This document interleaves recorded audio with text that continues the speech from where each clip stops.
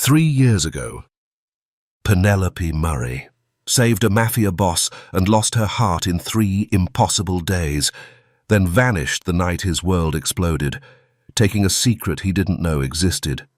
She rebuilt her life in Chicago with her sister and little daughter, believing distance and silence would keep them safe from the Doyle family and the enemies still hunting them both. But when Rowan Doyle walked into a Chicago hotel and saw her standing there, the woman he thought he'd lost forever, 3 years of silence shattered in an instant. Now he knows what she's been hiding, and he's not the only one who just found her. Rowan Doyle stood in the basement of his downtown Boston office building with his hands in his pockets and concrete walls swallowing every sound. Fluorescent lights buzzed overhead, no windows, the kind of place where things happened that nobody talked about later. The man kneeling 3 feet away was begging, "Please forgive me, Mr. Doyle." His voice broke. "Please." Rowan's eyes narrowed. He studied the face in front of him like he was reading a contract for loopholes. When he spoke, his voice came out flat and final. "In my world, there's no room for mercy anymore." He turned and walked toward the steel door without looking back. His footsteps echoed against concrete, steady, unhurried. Arthur stood near the doorway watching his boss cross the space. "Boss?" Rowan kept his gaze forward and his hand found the door handle. "Handle it." Arthur's head lowered once in acknowledgement.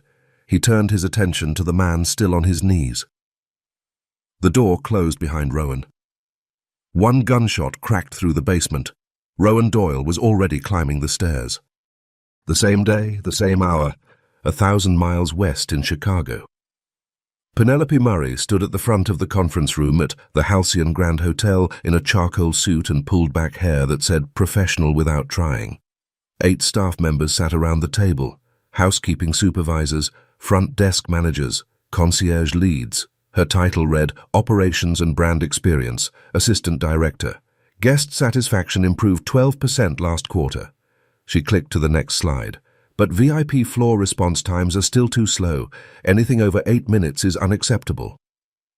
20 minutes later, the meeting ended. Staff filed out with assignments and deadlines. Mark Cruz waited until the room cleared. Her manager, general manager of the Halcyon Grand. "Well handled, Penny." He smiled. "You've come a long way. You're hard-working, ethical. You'll be promoted to director soon." Pride warmed her chest, but she kept her expression steady. "Thank you, Mr. Cruz. I'm doing my best."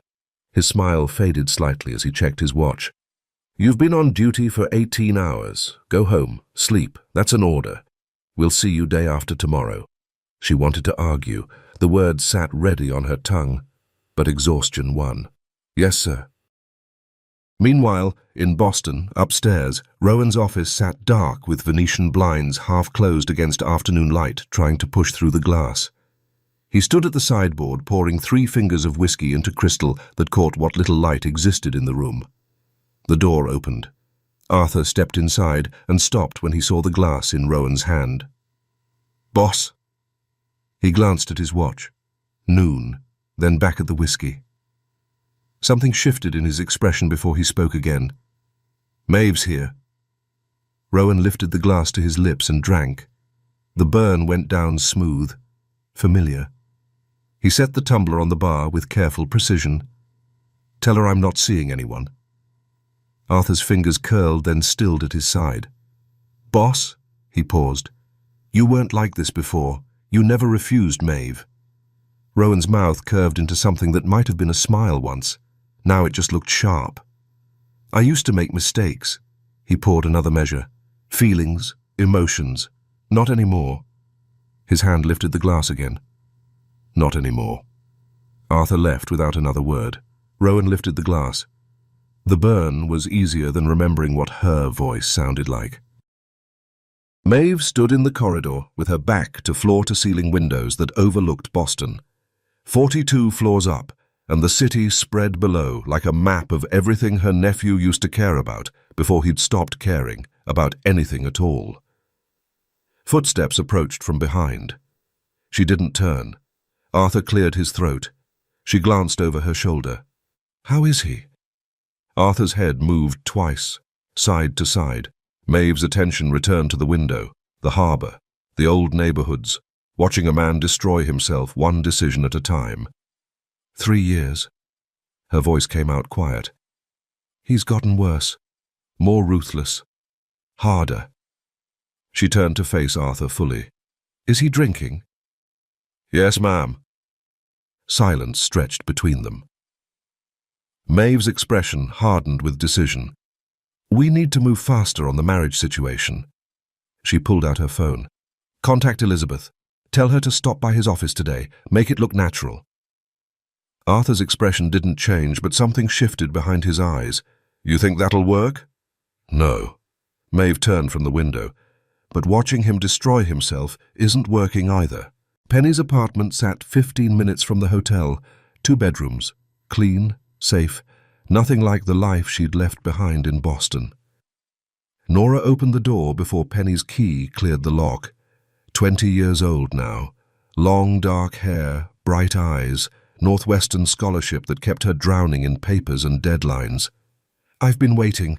I need to get to class. Penny kissed her sister's cheek. How's Ella? Did she eat lunch? Did she nap? Fed, changed, sleeping like an angel. Nora grabbed her bag. I'm late. The door closed. Penny dropped her things and moved down the hallway toward the pink glow coming from the second bedroom. Stuffed animals lined one wall. A mobile hung over the crib, catching afternoon light through rose curtains. Ella lay sleeping in her crib, 2 years old, dark hair spread across the pillow. The moment Penny stepped into the room, the child stirred. Sensing her mother before seeing her, her eyes opened. Mommy? Penny crossed the room and lifted her daughter into her arms, breathed in that baby smell, felt small arms wrap around her neck and hold tight. Hi, baby girl. Her voice came out thick. I missed you. Ella pulled back and smiled. Green eyes found Penny's hazel ones and held. Every time Penny looked at her daughter, she saw him. The father who would never know this child existed. The man whose family had killed her father, whose world had stolen her hearing, who belonged to the same blood that had destroyed her childhood. And yet, the man she'd loved in the dark for 3 days, that changed everything. Her throat moved around words she couldn't say to a 2-year-old who only wanted her mother. She carried Ella to the window and looked east across the lake, toward where Boston waited 1,500 miles beyond the horizon. Some nights, the anger burned hotter than anything else. The Doyles took everything, her father, her hearing, her chance at a normal life. But other nights, when Ella laughed or said a new word or looked at her with those green eyes, Penny felt something she hated herself for feeling. She wondered if he ever thought about her at all. Elizabeth Connolly walked through the office lobby with auburn hair swept back and heels clicking against marble in a rhythm that made people turn. Blue eyes, long lean frame, in a dress that fit like it had been designed for her specifically. Designer bag. The kind of woman who knew exactly what kind of attention she commanded. At the end of the corridor, Arthur stood outside Rowan's office door. He saw her coming, and his shoulders lifted with an inhale that said, "Here we go." Elizabeth stopped in front of him with a smile that suggested she'd already won whatever game they were playing. "Open the door, Arthur." His hand flexed at his side. He's already gone through half a bottle. Arthur's voice stayed low. Maybe not the best time. Elizabeth's hand found the door handle. She met Arthur's gaze without blinking. "I'll make him feel better. Don't worry." She pushed the door open. Rowan sat behind his desk with a whiskey glass in one hand and his attention on the computer screen. He didn't look up when she entered, didn't acknowledge her presence until she spoke. "Darling?" Her voice carried practiced warmth. "Came to take you out for a bit." His gaze lifted. Empty. The kind of empty that didn't register emotion one way or another. "You should have called first." The words came out flat. Not a question. A statement of fact about boundaries she'd just crossed. Elizabeth moved around the desk with confidence that suggested she'd done this before. Her fingers found his collar, long red nails traced along the fabric toward his neck. I shouldn't have to make an appointment with my fiancé, should I? Her attention caught on the computer screen. She leaned closer. The Halcyon Grand Hotel, Lake Michigan. Her eyebrows lifted. Are you buying a hotel? Rowan set his glass down with careful precision. He stood. The motion put distance between them that felt deliberate. Elizabeth. His voice stayed controlled. I think you're overestimating what's between us. She didn't look offended. Her mouth curved into something that might have been amusement as she settled one hip against his desk. We're getting married in a month, Rowan. She tilted her head. What exactly am I overestimating? She moved toward him again. Her fingers found his face, traced along his jaw. Come on. Let me steal you away from here. Her voice dropped lower. Let me help you relax. Her lips found his neck. Rowan's eyes closed. He hadn't let anyone this close in years, but nothing about this felt right. No peace, no sense of belonging. Wrong scent, wrong touch, wrong everything. The memory hit him without warning. Dark hair instead of auburn, hazel eyes instead of blue, a woman who'd made him feel human when he'd forgotten how. He pushed Elizabeth back, gently but firmly. I warned you from the beginning. His throat moved once. Don't expect love. I'm not that kind of man. He stepped around her toward where his jacket hung. This marriage is a business arrangement, nothing more. Elizabeth watched him for 3 seconds, then she shrugged and sat fully on the desk. Whatever. Her tone stayed light. Doesn't mean we can't have some fun. Rowan pulled his jacket on. I have work. He moved toward the door without looking back. You're on your own. The hallway felt easier to breathe in. Arthur. His head of security appeared at his shoulder within 2 strides. Tomorrow. Bring 2 men. Rowan kept walking toward the elevator. We're leaving the city for a few nights. Arthur matched his pace. Where to, boss? Lake Michigan, the Halcyon Grand. Arthur's posture sharpened slightly. He knew that tone, the one that said this wasn't a vacation. Business, boss? Rowan's hand found the elevator button. Important business. He paused. Don't contact the hotel. I don't want them knowing who's coming until we walk through the door. Arthur's head dipped once in acknowledgement. Lunch break came with the kind of relief that only 12 straight hours of work could produce. Penny sat in the staff dining room with 3 co-workers from operations while Maria scrolled through her phone and laughed at something on the screen. You have to see this dress. Maria turned the phone toward Penny. My cousin's wedding next month. Penny leaned closer. The dress was nice, traditional, but Maria's thumb slipped and the screen jumped to her Instagram feed. A magazine page filled the display. Boston's most eligible bachelor to wed. Penny's breathing forgot its rhythm. The headline sat above a photo of a man in a tailored suit standing next to a woman with auburn hair and a smile that suggested she'd won the lottery. Below the image, text filled the screen in neat columns. Rowan Doyle, owner of Doyle Hotel Group and Doyle Construction, will marry Elizabeth Connolly, daughter of prominent Boston businessman Edmund Connolly, on June 20th. The union brings together 2 of Boston's most powerful families, with sources confirming a major business partnership between Doyle Enterprises and Connolly Holdings. The countdown to the city's most anticipated wedding of the year has begun. Heat climbed Penny's neck. Her hands wanted to shake, but she kept them still in her lap. Maria pulled the phone back. Sorry, wrong page. She kept scrolling. Here, the dress I was showing you. Penny forced a smile that felt tight across her face. It's beautiful.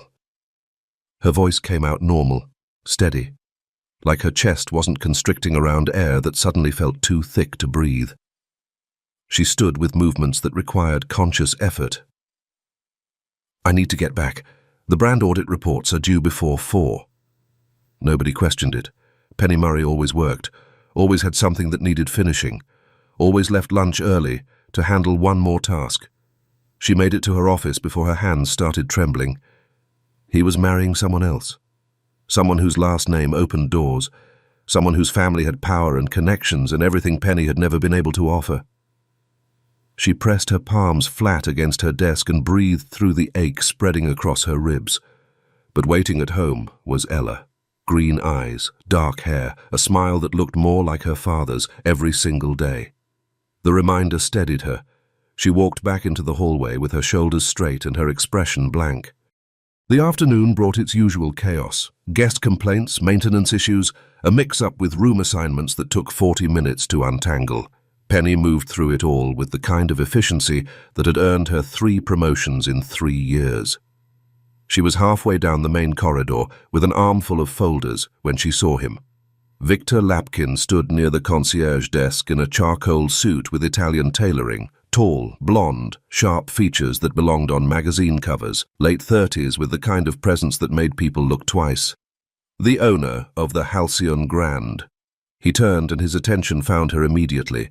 A smile spread across his face. Penny. He moved toward her with the confidence of someone who'd never been told no in his life. My hard-working and very capable assistant director. She stopped walking. Her grip tightened on the folders. Mr. Lapkin? She returned his smile because professionalism required it. You're here for the 10th anniversary gala, I assume. We're preparing something special. You'll be proud. His eyes held hers for 3 seconds longer than necessary. Something in his expression shifted. Interest. The kind that had nothing to do with hotel management. I have no doubt. His voice carried warmth that felt deliberate. You've never disappointed me, Penny. Heat spread across her cheeks before she could stop it. Victor Lapkin had been showing her this kind of attention for months now. Ever since last summer, when one of his friends stayed at the hotel and complained about the air conditioning at 2 in the morning, Penny had been the one to handle it, fixed the problem in 20 minutes, and upgraded the guest to a suite without waking management. Victor heard about it the next day and sought her out personally to thank her. Since then, he'd made a point of stopping by whenever he visited. Small conversations, compliments about her work ethic, questions about her background that felt like more than professional curiosity. Penny had built her entire life around 3 things: work, Ella, and Nora. Men didn't factor into the equation, couldn't factor in when every relationship meant questions she couldn't answer and secrets that would never stay buried. But Victor Lapkin made her feel visible in a way that both terrified and tempted her. He stepped closer. Not invading her space, but narrowing the distance enough that she had to tilt her head up to maintain eye contact. The gala. His mouth curved into something that might have been amusement. You owe me a dance, Penny. Her breath caught. She forced it to release slowly. I'm not sure assistant directors dance with hotel owners, Mr. Lapkin. Victor, he corrected her gently, and I think we can make an exception. He held her gaze for another beat. Then he turned to leave. 3 steps away he stopped and looked back over his shoulder. Your cheeks are red again. The smile he gave her carried enough warmth to make her skin feel too tight. The main entrance doors opened. Rowan Doyle walked through the lobby with 2 men following in tight formation and Arthur at his side. His attention swept the space the way it always did, automatic, assessing. Then his gaze caught on something near the corridor entrance, a young woman in hotel uniform, dark hair pulled back, standing with folders against her chest while a well-dressed man smiled down at her. Her cheeks flushed pink. Rowan stopped moving, his eyes narrowed. Something crossed his face, recognition. Then his mouth curved, just slightly, the ghost of a smile. But the smile died before it fully formed. His chest stopped moving. Like breathing had become optional and he'd decided against it. Arthur appeared at Rowan's shoulder. He followed his boss's gaze and his posture went rigid. When he looked back at Rowan, concern etched itself across every line of his face. Boss? Rowan turned away. The motion looked deliberate, controlled, like it required effort. Get her to my room. His voice came out low, flat. Don't use yourself. Send the other one. He paused. I don't want her to know I'm here. Arthur's head dipped once. Rowan walked toward the elevators without looking back. Penny stood in the corridor with folders pressed against her chest and heat still burning across her cheeks. Victor Lapkin had disappeared around the corner. The hallway felt too quiet. She didn't know what to say if he asked again. Didn't know what she wanted him to ask. She had no idea that 30 feet away, someone had just seen everything. 45 minutes later, Penny sat at her desk working on gala preparations for 2 nights from now. Her office door flew open. Maria burst through, panic written across her face. "Penny, executive floor, one of the rooms. There's a problem." Penny stood immediately and grabbed her tablet. "Which guest? We've got VIPs on that floor. I need to know who I'm dealing with." Maria shrugged helplessly. "I don't know. New check-in, I think. Room 5800. Penny headed for the stairs. 5th floor, executive suites. When she reached room 5800, she stopped outside the door and smoothed her jacket. Her professional smile settled into place. She knocked. The door opened automatically. "Hello," her voice came out bright and energetic. "I'm Penny Murray, Assistant Director of Operations. I'm here to help with whatever issue." She stopped mid-sentence. The room sat dim with curtains half-drawn against afternoon light trying to push through floor-to-ceiling windows. A man sat in a leather chair facing the view with his back to the door, dark suit jacket, one hand holding a glass of what looked like whiskey. Something along her spine woke instantly.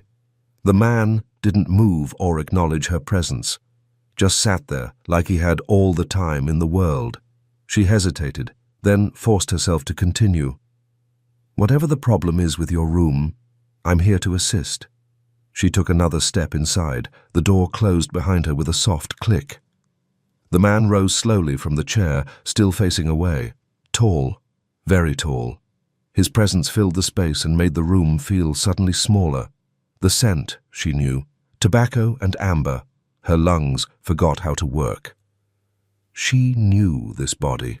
The way he held himself, the width of his shoulders, the exact angle of his posture. The man turned slowly. "Hello, Penelope." His voice was low and controlled. "It's been a long time." Her body moved before thought formed. One step back, instinct answering faster than logic. She couldn't name what moved through her, fear and longing and joy all tangled together. Could only stand there while her nervous system locked onto him and her breath shortened unconsciously. Rowan Doyle walked toward her with movements that looked deliberate and unhurried. Each step measured like he was giving her time to run if she wanted to. But running required legs that worked.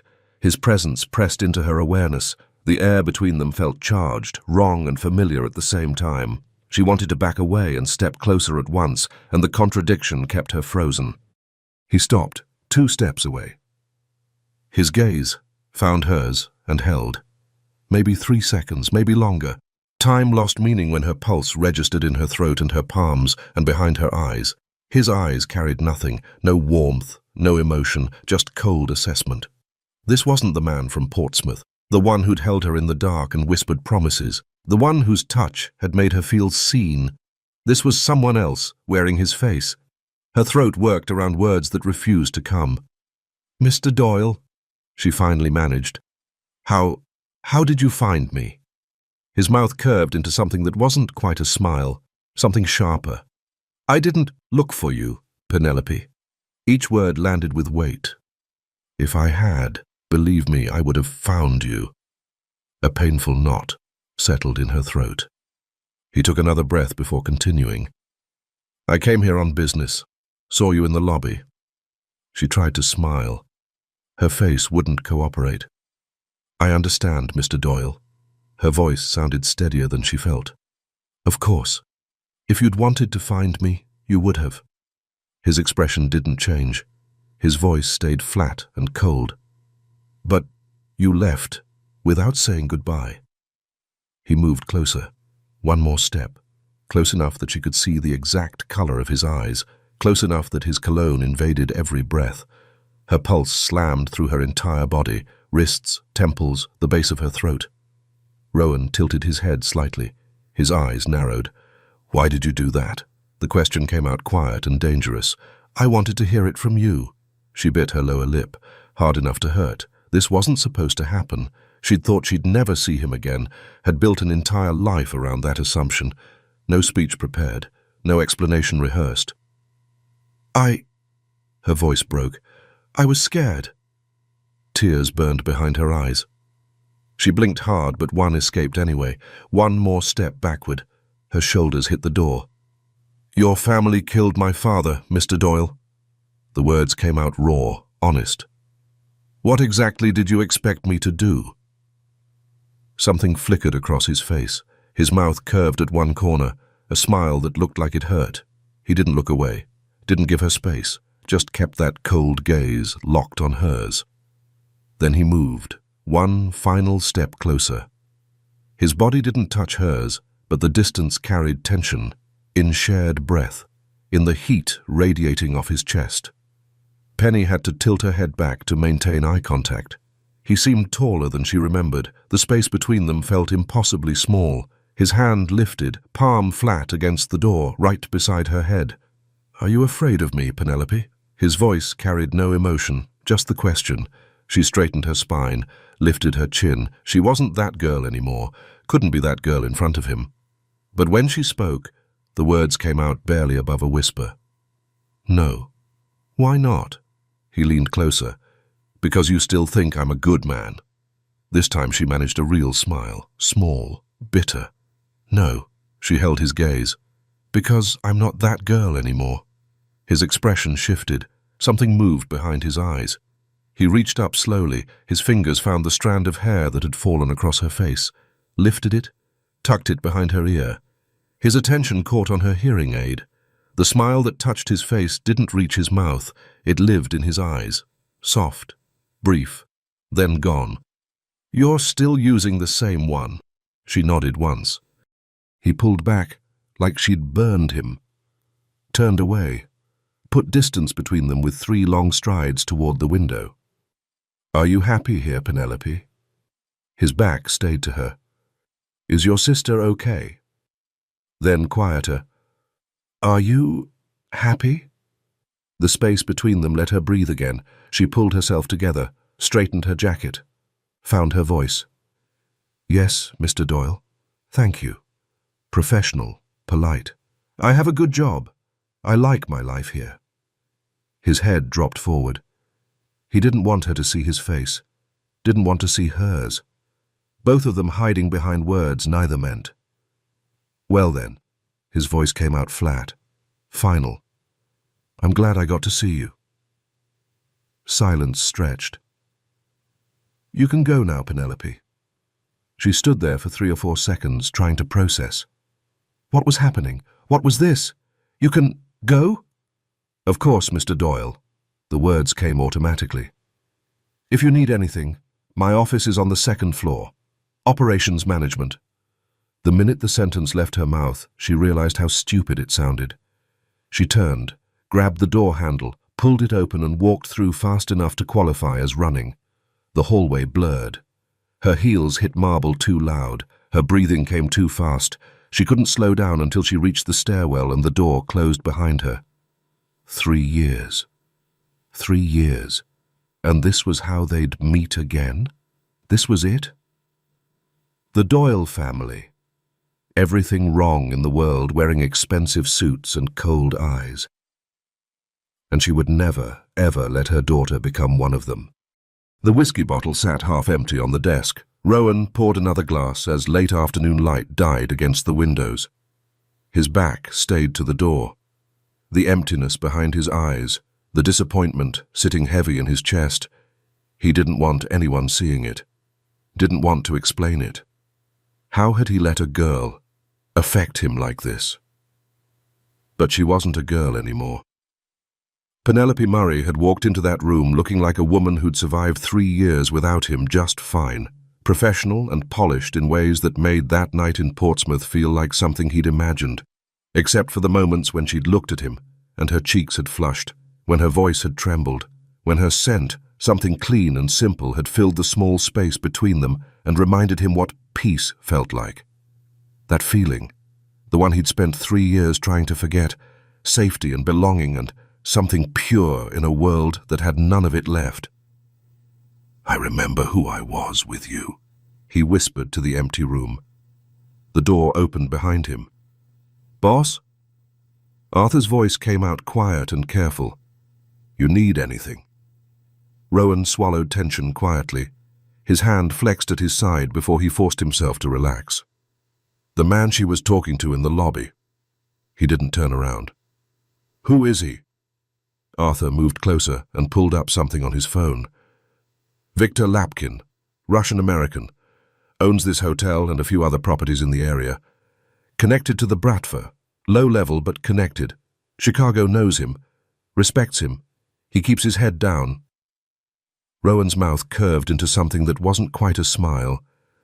Innocence always attracts the darkness. He turned finally, glass in hand. Doesn't it? Arthur met his gaze and said nothing. Rowan's posture shifted as the decision settled. Set up a meeting. Tomorrow. I want to talk to him. Arthur's expression didn't change, but something moved behind his eyes, calculation mixed with concern. What business do we have with Victor Lapkin? Rowan lifted the glass to his lips and drank, letting the burn ground him. We're going to make sure he keeps his hands off things that don't belong to him. Arthur studied him for 3 seconds, then nodded once and turned toward the door. I'll make the call. The door closed. Rowan stood alone in the dimming light, glass in hand, the taste of whiskey mixing with the memory of her voice saying Mr. Doyle, like she didn't know him at all. Like 3 years had erased Portsmouth completely. His chest tightened in recognition of something he couldn't name, wouldn't name, not here, not now. He poured another drink. Victor Lapkin stood at the window of his 3rd-floor suite, watching late morning light cut across Lake Michigan, a meeting request from Rowan Doyle. The Doyle family, Boston Irish, old money wrapped around older violence, didn't make social calls without reason. He knew the name the way everyone in their world knew the name. Rowan Doyle had taken over 8 years ago when his father died, and the stories painted a picture of a man who made the previous generation look soft. Victor pulled his phone from his jacket and dialed a number he only used when necessary. The line connected after 2 rings. Gorski. The voice came through, rough and aged, carrying the weight of too many years spent giving orders that couldn't be questioned. Mr. Gorski. Victor kept his tone respectful, professional. I have a situation I need guidance on. Silence stretched on the other end. Not empty. Listening. Evaluating. Rowan Doyle has requested a meeting with me, Victor continued. I need to know where we stand with the Doyle family. Are we in conflict? Do we have business together I'm not aware of? The silence extended for 3 more seconds before Gorski's voice returned, rougher now, carrying something that sounded like old anger barely contained. We had arrangements with Killian Doyle. Profitable arrangements. The words came measured, deliberate. When Killian went to prison, Rowan shut those operations down, said the family needed to run cleaner. He cut our revenue streams, several of them. Victor's hand flexed at his side. I see. Find out what he wants, Victor. Gorski's voice dropped lower. And remember, keep your enemies close, closer than your friends. Learn his weaknesses. Every man has them, even the ones who pretend they don't. Of course, sir. The line went dead. Victor stood there for a moment, phone still in his hand, looking out at the lake without really seeing it. Rowan Doyle would be here soon, and whatever he wanted, it wasn't going to be straightforward. Men like that never were. He pulled up his laptop and started typing. Background research, financial records, property holdings. If Rowan Doyle had a weakness, Victor needed to find it before their meeting. His fingers moved across the keyboard with purpose, while his mind catalogued possibilities. Next morning, down the administrative corridor, Penelope Murray walked with her tablet clutched against her chest, praying she wouldn't see him. Please don't let me run into him. Please let him have checked out. She had every right to be here. This was her workplace. But the part of her that had spent 3 years building walls only to watch them crumble yesterday, that part wanted to run. Penny turned the corner toward her office and froze. Down the hall at the far end of the corridor, maybe 40 feet away, Rowan Doyle stood with Arthur. That same steady posture, that same presence that made everything around him feel smaller. They were talking, Rowan's back partly to her, Arthur facing his direction. Her breathing forgot its rhythm.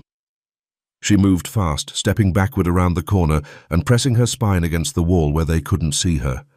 Her pulse slammed through her entire body, wrists, temples, the base of her throat, and she hated herself for the reaction, the way he'd walked toward her in Portsmouth, that quiet certainty, the way his presence had filled every room, making the air feel charged and dangerous and safe all at once. And later, his hands mapping her skin with a reverence that had made her forget everything. Stop. Penny forced the memories back where they belonged. She risked a glance around the corner, keeping most of her body hidden behind the wall. Rowan was walking toward a door at the end of the corridor. Victor Lapkin's office. Arthur followed a step behind. She watched as Victor's door opened and they stepped inside, the door closing behind them. Her brow furrowed. What possible business could Rowan Doyle have with Victor Lapkin? Victor was already standing when his door opened, hand extended across the desk. "Mr. Doyle, what an honor. If we'd known you were coming, I would have insisted on hosting you downtown." He gestured toward the chairs. "Please, sit. How can I help you?" Rowan Doyle crossed the office and settled into the chair like he owned it. His gaze swept the room once, before landing back on Victor. Arthur remained standing behind him. "I've always appreciated Lake Michigan." Rowan's voice came out low. "The Doyle properties focus on urban hotels, but this location interests me." Victor leaned back, his posture relaxed even as his instincts sharpened. "I'm glad to hear it. I want to buy it." The words landed flat. Final, no preamble, no negotiation in the tone. Victor's jaw flexed once. He kept his expression neutral, but his mind was already racing through implications and consequences and the fact that Rowan Doyle didn't make offers like this without ulterior motives. "That's unexpected," he said carefully. "May I ask why? You said yourself you don't typically invest in resort properties." Rowan's mouth curved into something sharp. "I have my reasons." Silence stretched. Victor studied him, looking for tells, for anything that would explain this, but Rowan Doyle's face gave nothing. "I see." Victor straightened in his chair. "What's your offer?" Rowan pulled a pen from his jacket and wrote a number on the notepad sitting on Victor's desk, slid it across. Victor's eyebrows lifted despite his effort to stay neutral. The number was good. Better than good. It was the kind of offer that made refusing look stupid. "That's generous," he admitted. "Then we have a deal." Rowan's posture shifted as he prepared to stand. "Have your lawyers contact mine. We can finalize paperwork within the week." "Wait." Victor raised one hand. "Mr. Doyle, I appreciate the offer, truly. But this hotel represents 10 years of my work. It's not just a property to me." He paused, choosing his words with care. "I'll need time to consider. A few days at least." Rowan stood slowly, buttoning his jacket with measured precision. "I'm here for 3 more days," he said. "Give me an answer within 48 hours." He turned toward the door. Arthur moved to follow. "Mr. Doyle." Victor rose from his chair. "We're hosting our 10th anniversary gala tonight. It would be an honor to have you attend. We've put together something special. Live music, excellent food, all of Chicago's best people in one room." His smile widened slightly. "I'd enjoy the opportunity to show you what makes this property worth your interest." Rowan stopped at the door, turned his head just enough to make eye contact. His expression carried nothing, no warmth, no interest, no emotion at all, but he inclined his head once in what might have been agreement. Then he was gone, Arthur closing the door behind them. Victor stood alone in his office, staring at the number on his notepad. Rowan Doyle didn't buy properties on impulse. Men like that acquired assets, eliminated problems. Right now, Victor needed to figure out which category he fell into. The hallway outside felt colder somehow. Rowan's phone vibrated in his pocket before he reached the end of the hallway. He pulled it out, saw the name, and his shoulders tightened automatically. He answered. "Maeve."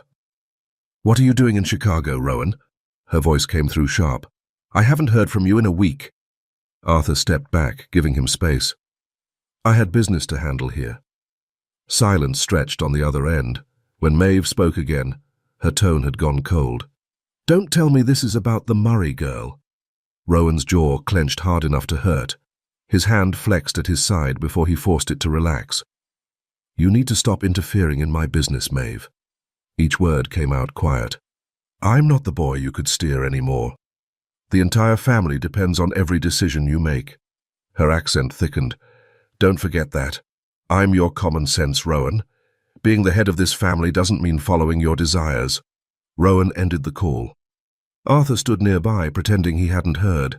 From the outside, Rowan Doyle at 37 looked like a man who felt nothing, controlled, ruthless, unmoved by anything.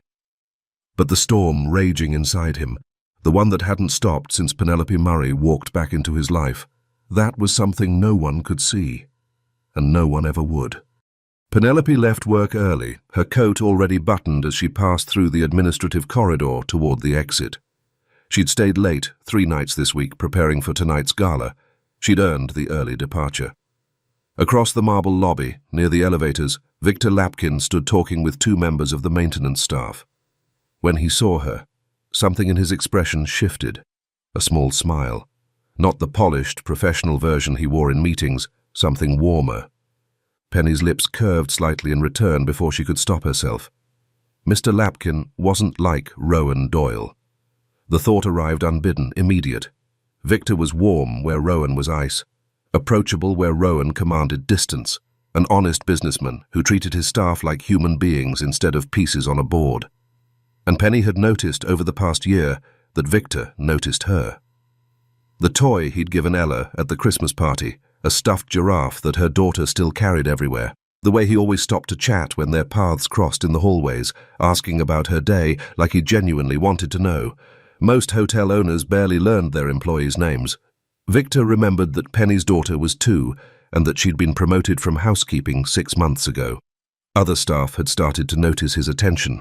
Linda from reservations had made a comment last week about the boss's favorite, but Penny had never been the type to use situations like that to her advantage, and she wasn't about to start. She pushed through the revolving door and raised her hand for a taxi.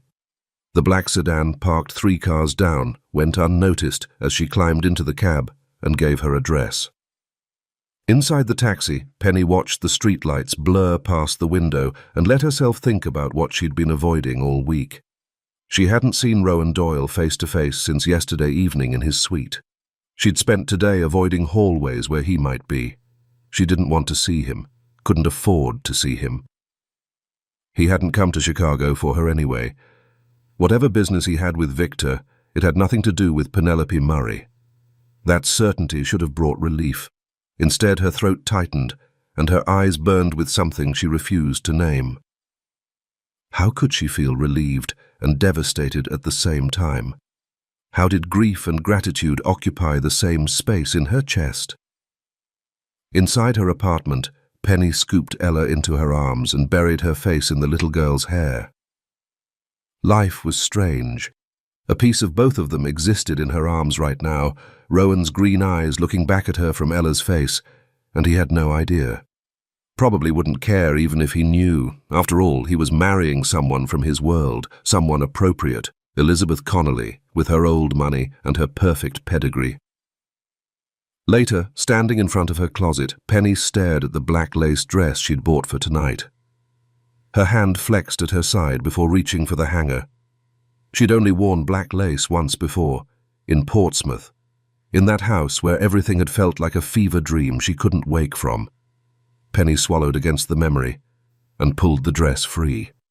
Rowan Doyle was too serious for galas anyway, too focused to waste an evening on champagne and dancing. He wouldn't be there tonight. She was certain of it. By 7:30, the grand ballroom had begun filling with guests. Penny moved through the organized chaos, wearing her black lace dress and her professional smile, checking table arrangements, greeting arrivals, solving small crises before they became large ones. Tonight mattered. The gala celebrated the hotel's 10th anniversary, but it also showcased the work she'd put into the events division over the past 6 months. Her name was on half the planning documents. If everything went smoothly, it would mean something for her career. She passed a tray of champagne flutes and grabbed one, draining half of it in 2 swallows to steady her pulse. Appetizers circulated. Conversation built to a pleasant hum. Then the lights dimmed, and Victor Lapkin stepped onto the small stage near the head table. Penny had found her seat at the junior management table. She applauded with the others as Victor began speaking about the hotel's history, the quality of service they strived to provide, the gratitude he felt toward the staff who made it possible. His gaze found hers briefly, held for half a second longer than professional before moving on. "Now," Victor concluded with a smile that made several women in the audience sit up straighter, "let's focus on the excellent meal being served, and then we'll dance to some beautiful music and make this a night to remember."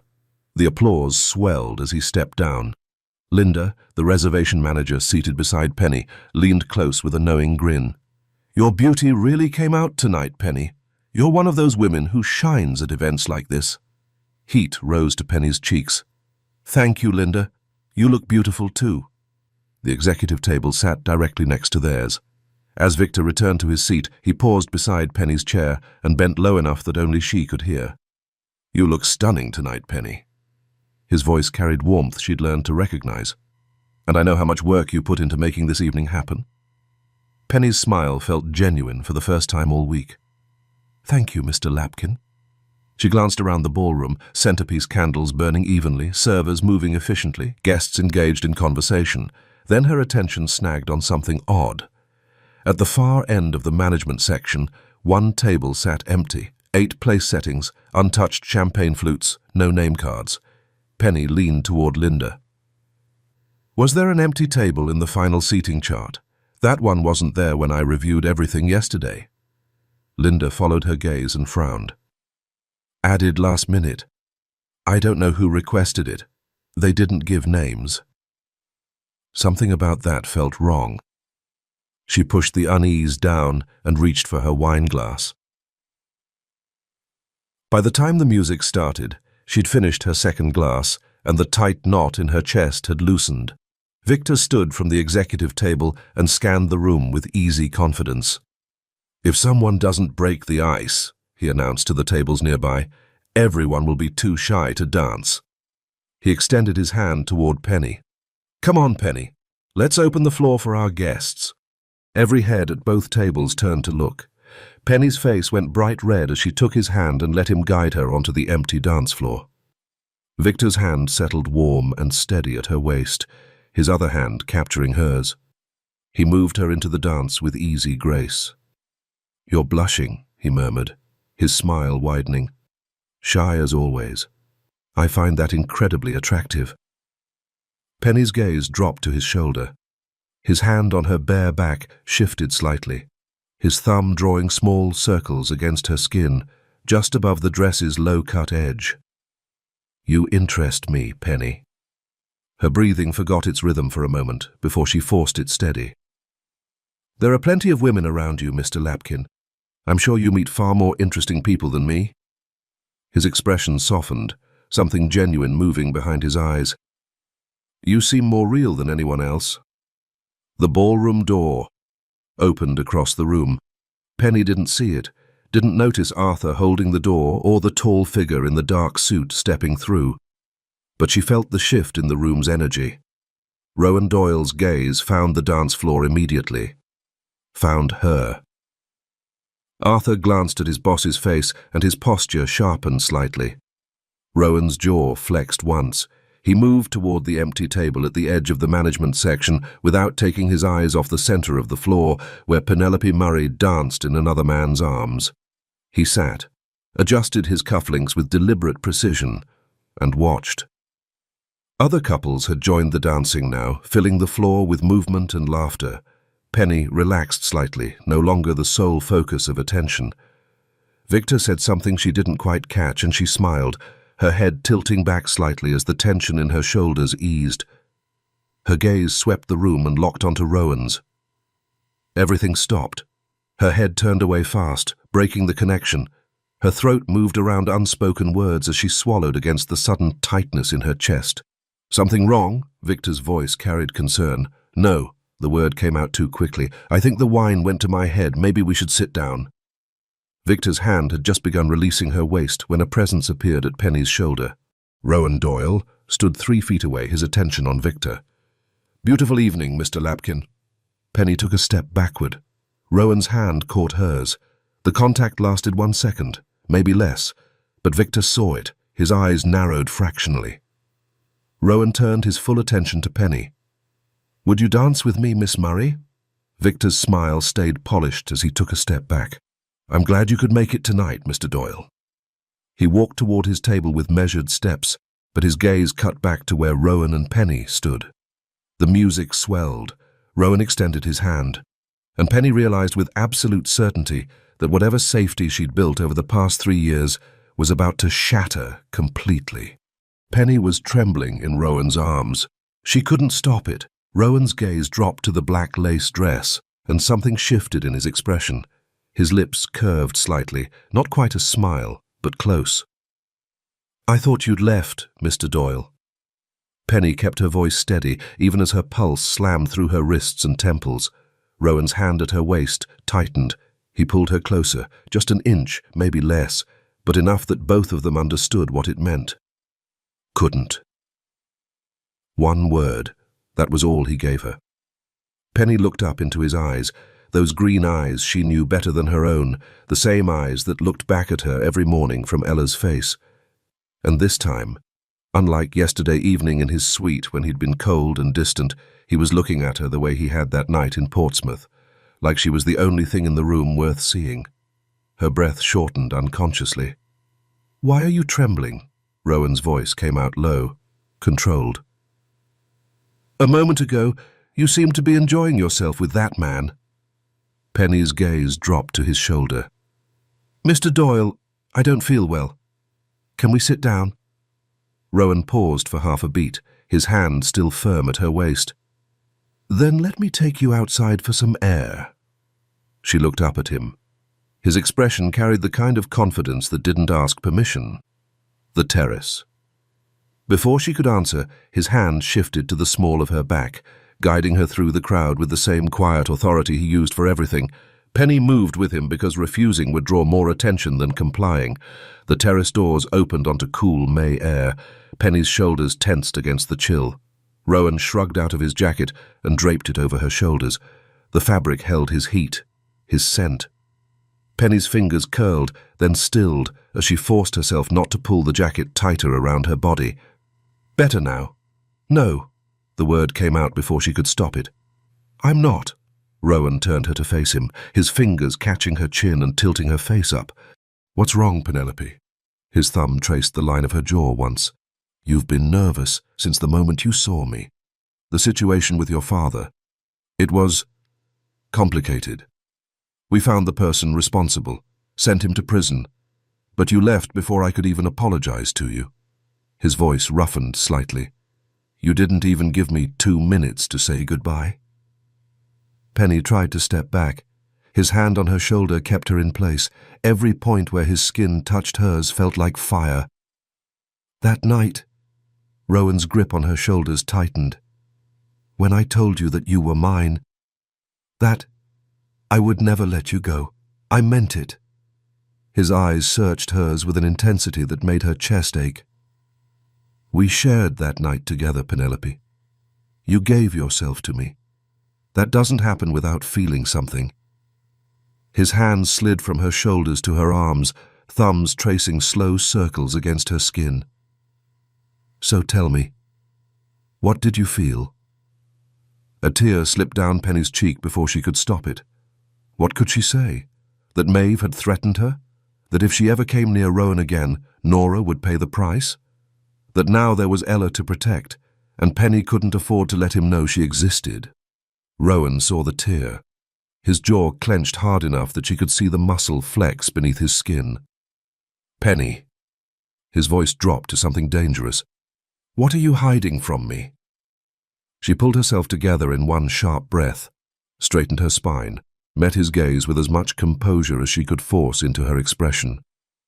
"Nothing, Mr. Doyle." Her voice came out steadier than she felt. "I'd like to leave now. Will you let me go?" Rowan's hand caught her wrist. His voice came out quiet but firm. "Stop calling me Mr. Doyle." "Please." She swallowed against the sudden tightness in her throat. "Let me go." Footsteps crossed the terrace behind them. Victor Lapkin appeared with a carefully polished smile, but his attention went straight to Rowan's hand wrapped around Penny's wrist. "Everything all right?" Victor's smile didn't reach his eyes. I came to check on Penny. Rowan's grip tightened on her wrist. His voice came out harder than the night air. No problem, Mr. Lapkin. Don't let us interrupt your evening. Miss Murray used to work for me in Boston. There's an old matter I need to discuss with her. He paused just long enough to make it clear he wasn't asking permission. If you'll excuse us. Victor's gaze cut to Penny's face. Penny?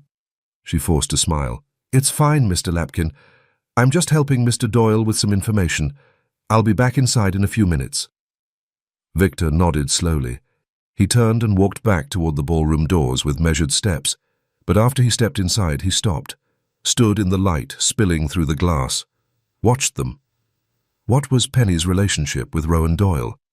And was she Rowan's weakness? Rowan leaned close enough that Penny felt his breath against her ear. You're coming with me. He turned away from her and started walking. Rowan? The name escaped before she could stop it. Rowan Doyle, you can't just… His hand still held her wrist.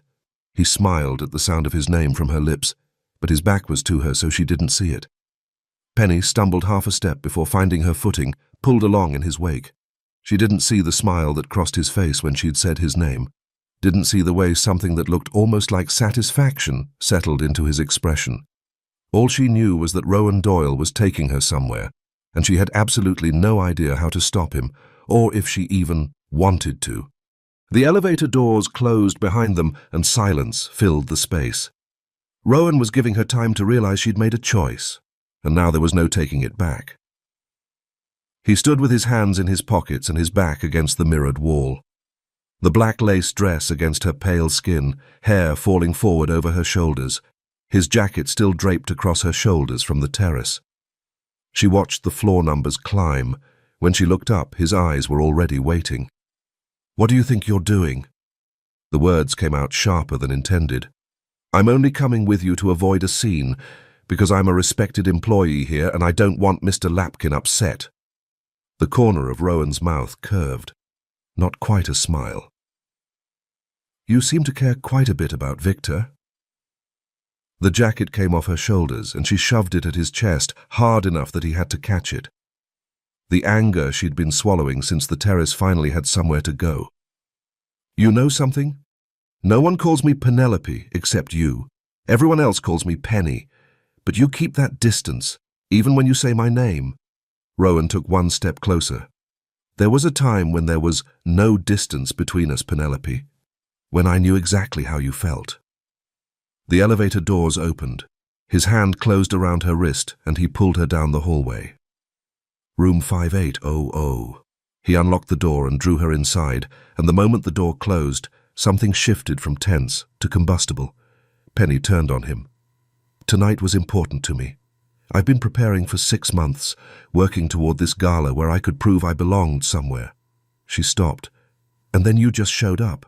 You weren't around for 3 years, and suddenly, boom, you're here, watching me, touching me, acting like you have some kind of right. I don't have the right. Rowan was looking at her like he'd thought he'd lost her permanently. I know that. Then why? He moved. One step forward, and then his hands were framing her face, and his mouth was on hers. The kiss was hard and demanding. He pressed her back against the wall, and her hands came up to push him, but then his thumb traced her jaw, and her body betrayed every intention. 3 years she'd spent learning how to not want this. His mouth left hers and moved to her throat. Rowan, he stopped, pulled back just enough to see her face, raw need in his eyes, both of them breathing too hard. His forehead came down to rest against hers, and he stayed there, close enough that his breath warmed her lips. When he spoke, his voice came out rough, barely above a whisper. I had to see you. I didn't come to Chicago for Victor's hotel or his gala. I came for you. Her pulse hammered. Did you know I was here? His voice came out rough, stripped of the control he usually kept. At first, I was angry. You left so fast. Then I respected your choice. Didn't come after you. His thumb traced her jawline. But every day, Penelope. There wasn't a day I didn't think about you. The anger mixed with the longing, it changed me, made me colder, more ruthless. She'd never seen Rowan Doyle lose control. Her hands moved to his face, Her fingers traced his lips. "I came to see you, that's all. Make sure you were okay. Then walk away.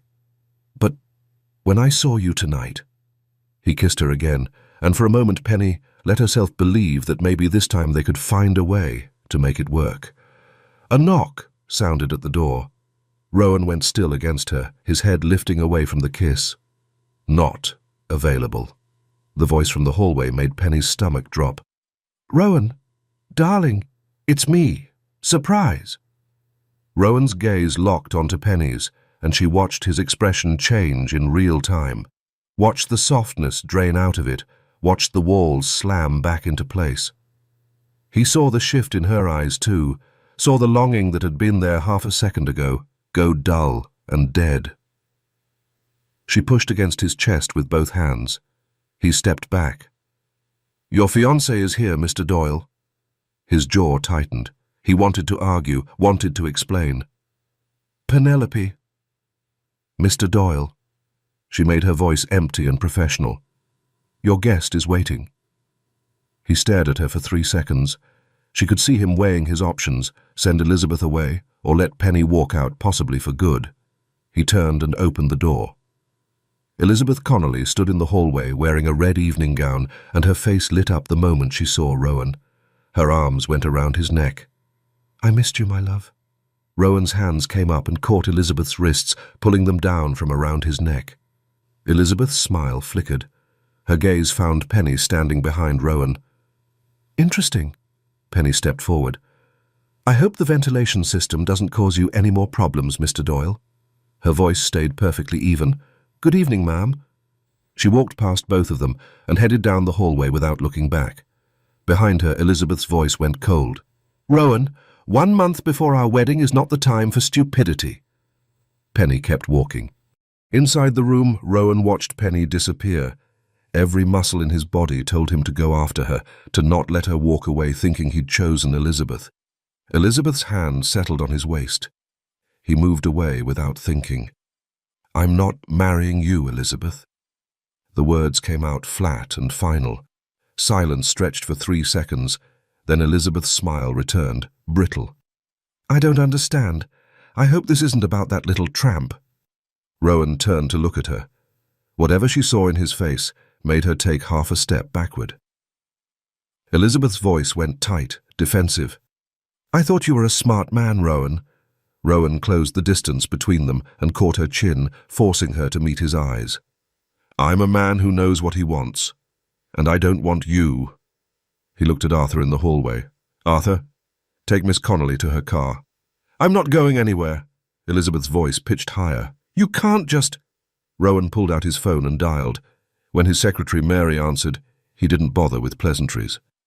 "End the wedding preparations. Issue a statement to the press. Wedding cancelled. Partnership with the Connolly family suspended." He hung up before Mary could respond, before Elizabeth could argue. Elizabeth's face went pale, then red.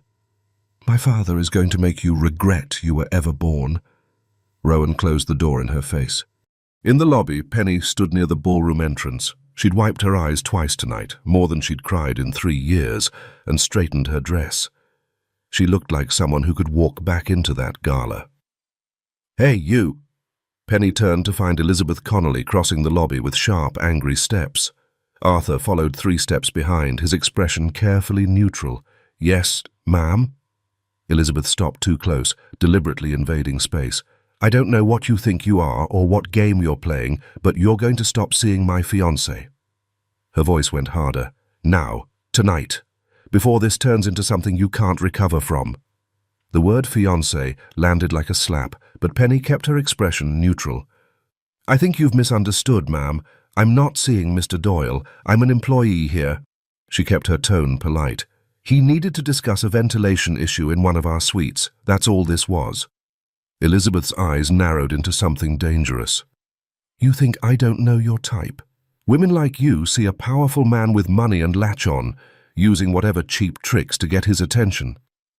Penny's voice stayed level, her expression carefully neutral, the professional mask she'd learned to wear when guests crossed lines. "Mr. Doyle doesn't strike me as a man impressed by tricks, ma'am." Something in Elizabeth's expression snapped. Her hand shot out and grabbed a fistful of Penny's hair, yanking hard enough to make her eyes water. "Who do you think you're talking to? I'll have you fired. I'll make sure you never work anywhere respectable again." A hand closed around Elizabeth's wrist, Arthur's. "Miss Connolly." His voice stayed calm. "Please remove your hand from Miss Murray." Elizabeth's head whipped toward him. "The consequences could be very bad, ma'am. I suggest you don't touch her." Elizabeth jerked her hand free and took a step back. For a moment, she just stood there, breathing hard. Then she turned and walked toward the exit with sharp, furious steps. Arthur watched her go until she disappeared through the revolving doors. He looked at Penny and nodded once.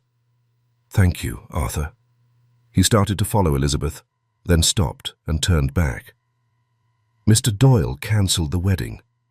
Something in his eyes softened just for a second. "Thought you should know that." Then he was gone, walking through those revolving doors. Penny stood alone in the middle of the lobby with information she had no idea what to do with. Penny pushed through the ballroom doors, and the noise hit her like a wall. Champagne laughter and string quartet layered over 200 conversations. Her hearing aid amplified everything, turning elegant murmur into sharp grating that pressed against her skull. She needed quiet, needed a moment where the world stopped screaming. Her hand moved to the device and she slipped it free, tucking it into her clutch. The world softened into something muffled and distant, better. She scanned the ballroom for Victor Lapkin, but didn't find him. She should apologize for what he'd seen on that terrace, the way Victor's face had shifted from warm to carefully blank when he'd spotted her with Rowan. He'd looked uncomfortable, maybe disappointed, and she'd been the cause of it. He'd been kind to her for a year, the Christmas gift for Ella, the promotion, the way he always stopped to chat in hallways. And she'd repaid that kindness by letting Rowan pull her into dark corners. She moved through the crowd. The French doors to the terrace caught her eye, partially open. Through the glass, she spotted him. Victor stood in the far corner where the light barely reached, and he wasn't alone. Another man stood with him, taller, broader, his back to the windows and his face lost in shadow. They were deep in conversation. Penny started to turn away, but then Victor's lips moved, and even without sound, she recognized the shape of her own name. Penelope Murray. Her body reacted before thought formed. She went still, turned back toward the window, and focused. The other man said something she couldn't catch, his face staying hidden in shadow, but Victor's response came through clear. Penelope Murray has a connection to Rowan Doyle. The blood drained from her face. She pressed closer to the glass. One hand braced against the surface while her breathing forgot its rhythm. She needed to see the other man's face, needed to know who Victor was talking to about her, but the stranger stayed carefully positioned in darkness. Victor's lips kept moving. She might be his weak point. Penny's breath paused carefully. Except Victor's mouth was still moving. The girl has a 2-year-old daughter. The floor tilted sideways. Penny's knees buckled and she grabbed the nearest table to keep herself upright. Her vision tunneled until all she could see was Victor's face through that window. Pleasant, professional Victor, who remembered Ella's birthday and asked about her day and had just casually mentioned her daughter to a stranger in shadows. Ella. They knew about Ella. "Don't hurt the girl." Victor's expression stayed neutral, almost bored. Men like Doyle don't fear death. They fear loss. He paused, and even without sound, Penny could feel the weight of what came next. The girl is insurance. Something along Penny's spine woke instantly, pure animal instinct, screaming at her to run, to move, to get Ella and Nora and disappear before whatever this was became something she couldn't escape. She pushed away from the table and turned on her heel. The ballroom spun around her, and her pulse hammered against her throat hard enough that she could feel it in her teeth. 3 years of peace. 3 years of believing Portsmouth was behind her. And now Rowan Doyle had walked back into her life, and suddenly men in shadows knew her name and her daughter's age, and were discussing them both like pieces on a board, like a curse she couldn't shake. She made it halfway across the ballroom before the walls started closing in and the muffled noise pressed against her eardrums like physical pressure. She needed air, needed to think, needed to figure out what to do with information that felt like a loaded gun pointed at everything she'd spent 3 years protecting. Should she go to Rowan and tell him someone was planning something? No. Going to Rowan was what had caused this mess in the first place. Should she go home, pack everything she could carry and be on a bus before morning? Maybe. Probably. Yes.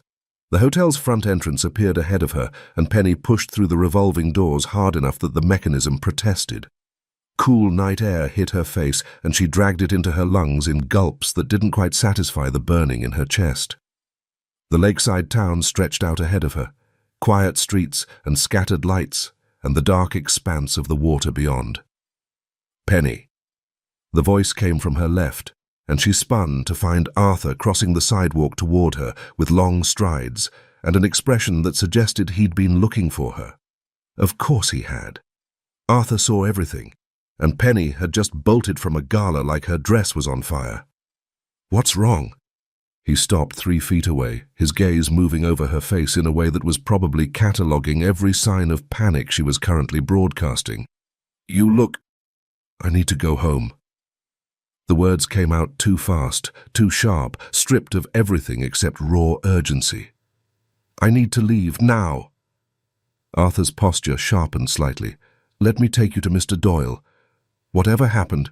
No. Her voice cracked on the word. I need to go home, Arthur, please. She stepped off the curb and raised her hand for a taxi. One pulled over almost immediately, and she pulled the door open and slid into the back seat. Arthur stood on the sidewalk, watching her with careful attention. Penny reached for the door to close it. Then the thought hit her. Rowan was here, in this hotel, and if Victor was planning something, if that man in shadows was planning something, Rowan didn't know. He'd walk right into whatever trap they were setting. She couldn't just leave him to it. Arthur! She leaned forward, gripping the edge of the open door. He stepped closer to the taxi, leaning down to see her face. What is it? Mr. Doyle shouldn't stay at this hotel. The words tumbled out, quiet and urgent. The owner, Mr. Lapkin? I think he's planning something against Mr. Doyle. Arthur went very still. What did you see? I can't... Penny shook her head. I don't have time to explain. Please, Arthur, just watch him. Don't let him stay here tonight. It's not safe. Penny. Arthur's voice dropped lower. Tell me what happened. She shook her head again and pulled the door closed. The taxi pulled away from the curb and Penny watched Arthur's figure shrink in the rear window. He stood on the sidewalk with his phone already in his hand, his attention fixed on the hotel entrance. Rowan would be fine. Arthur would warn him. And tomorrow she'd make plans, real plans, bus tickets and new cities, and making sure Ella never became anyone's leverage against anyone. I'm sorry, Rowan. The buildings outside blurred into scattered lights. She was choosing Ella's safety over everything else, the same choice she'd made 3 years ago. It was the right choice, even if it felt like tearing something vital out of her chest. I have to protect Ella and Nora. Penny turned her face toward the window and watched the shoreline slip past.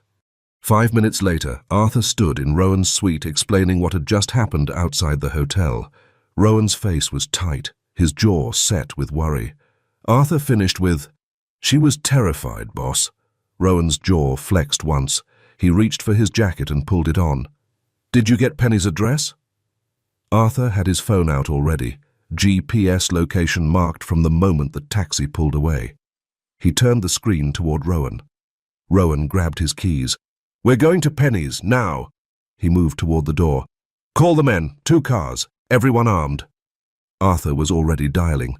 Penny was packing fast, shoving clothes into suitcases, hands working on autopilot, while Nora gathered Ella's things from the bedroom. Penny, where are we going? Nora appeared in the doorway with an armful of tiny clothes, her face tight with frustration and fear. Our whole life is here. My school, my friends, your job. Her voice cracked.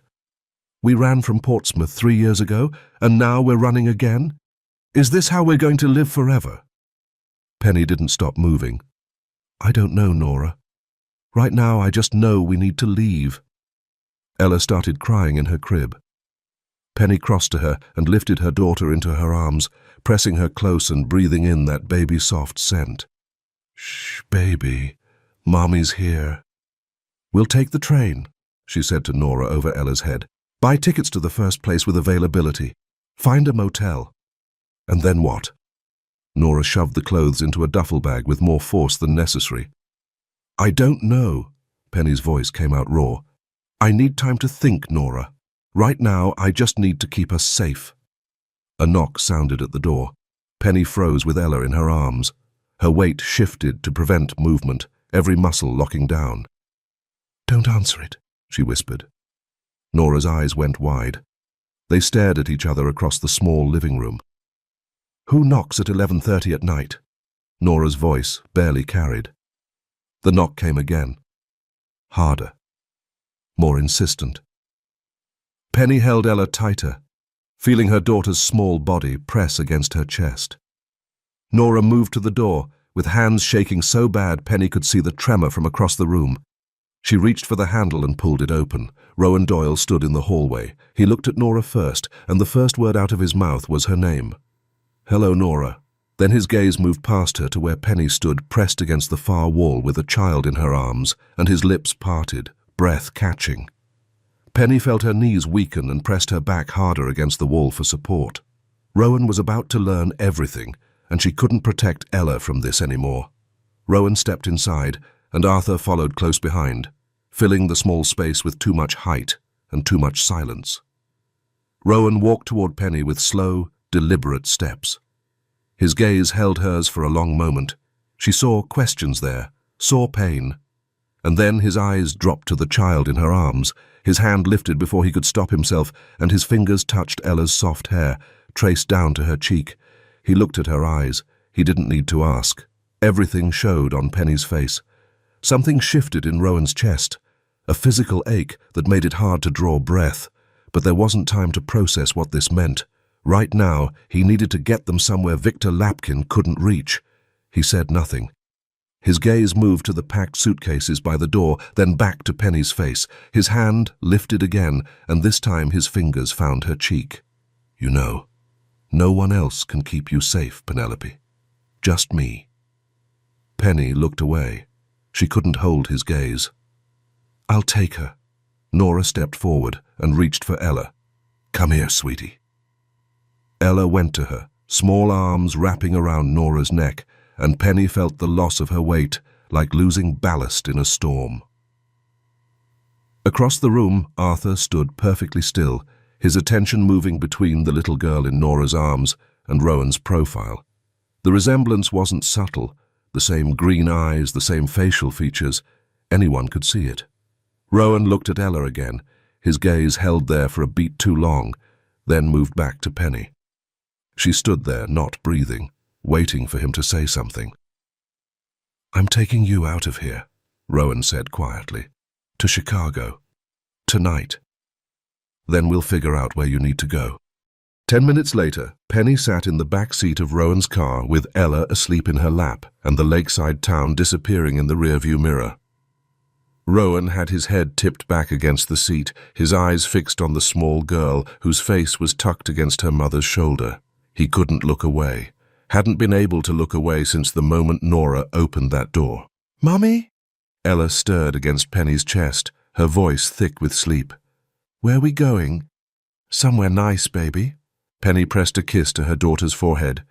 "You just keep sleeping, okay?" Ella's eyes drifted closed again. Penny glanced sideways at Rowan and found him still watching Ella with an expression she'd never seen on his face before. Pain, confusion, and a softness she'd never seen in him. His eyes glistened like he was holding back tears he'd never let fall. Her voice shook when she tried to speak. "Rowan, Not now, Penelope." His voice came out rough. "I don't want to talk about this now."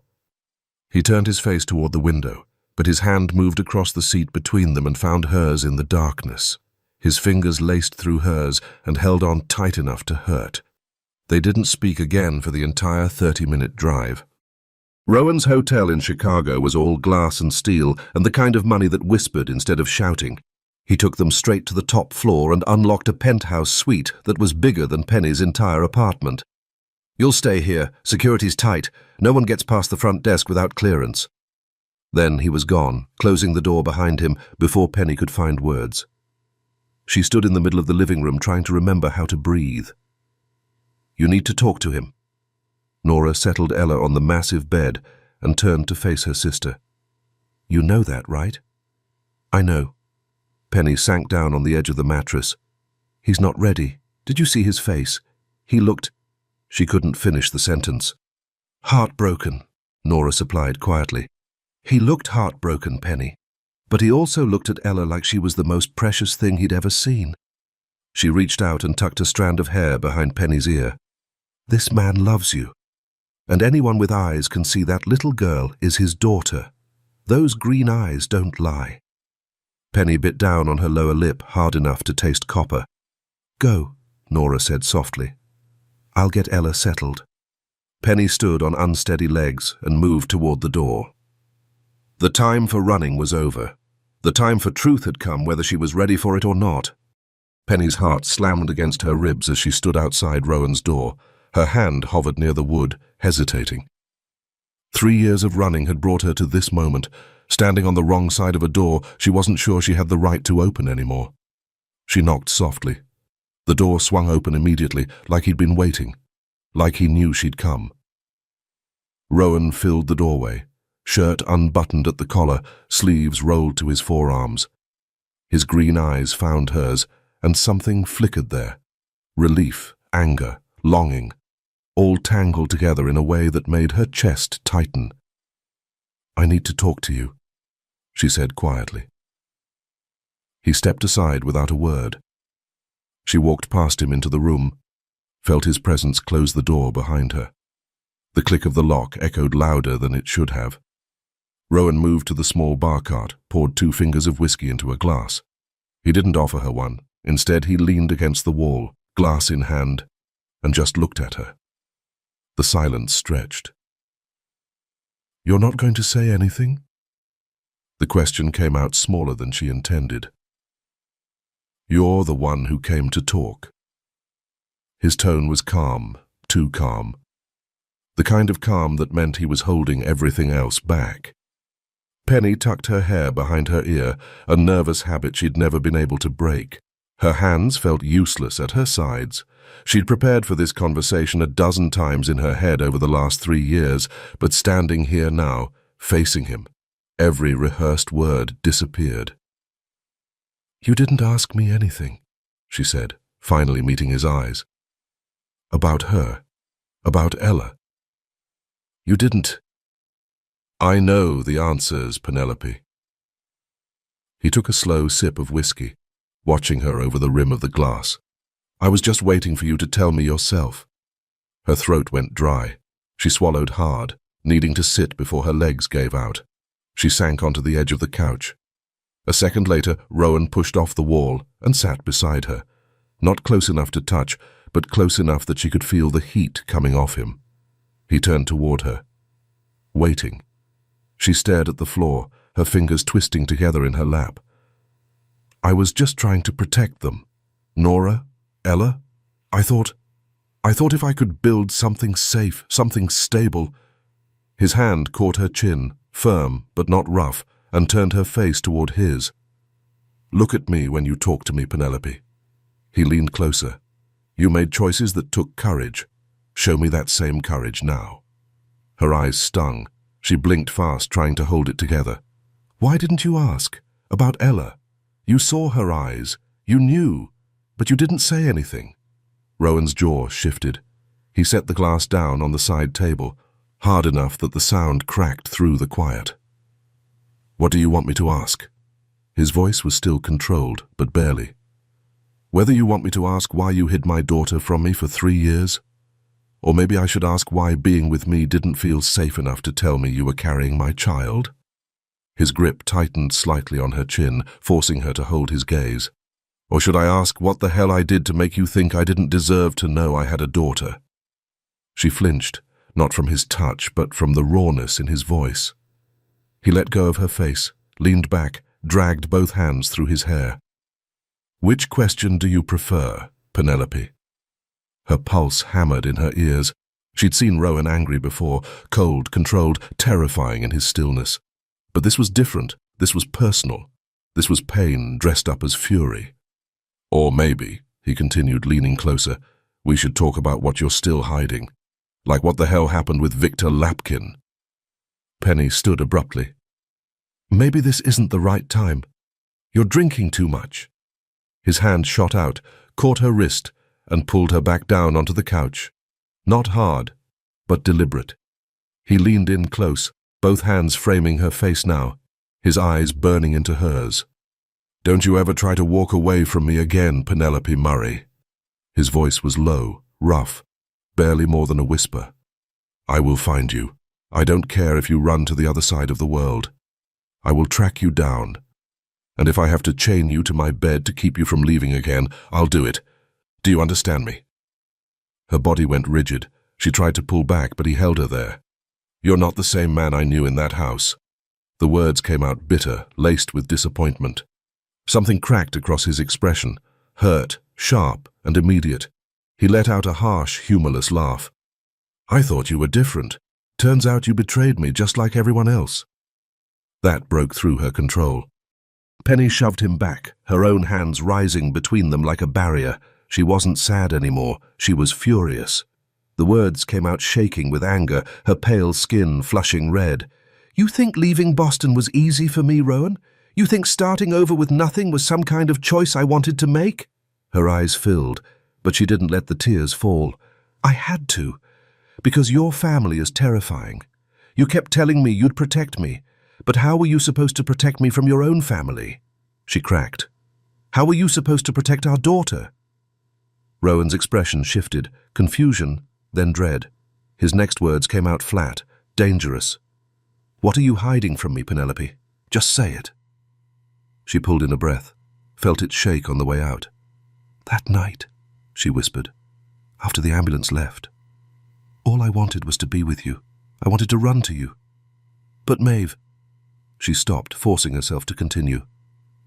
Maeve told me I didn't belong with you, that someone like you didn't have room for love, that I wasn't right for you. He gripped his head, fingers digging into his scalp. He leaned back hard, exhaling through clenched teeth. Penny's words came faster now, stumbling over each other. She said if I came near you again, Nora would pay for it. The air left the room. Rowan's entire body went still, his jaw locked tight, muscles straining beneath his skin. When he looked at her again, his eyes were fire. Maeve threatened you. A single tear slipped down Penny's cheek.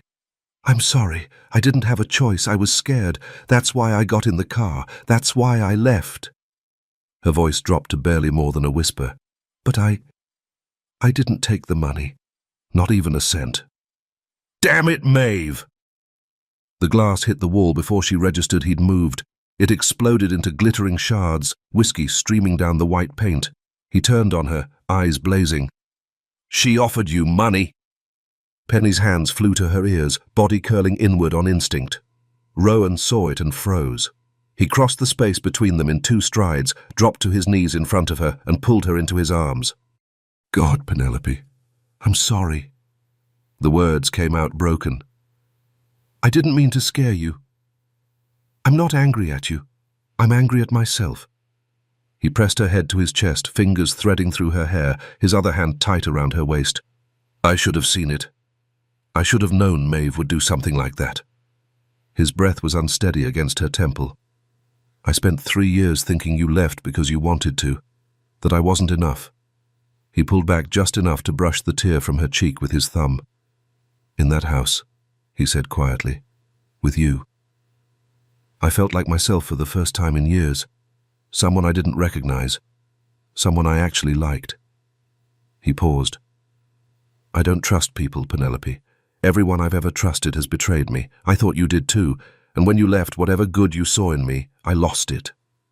Penelope's hands came up, cradling his face between her palms. She shook her head slowly. No. She held his gaze, steady despite the tears. You're the only person in this world I trust completely. Don't say that.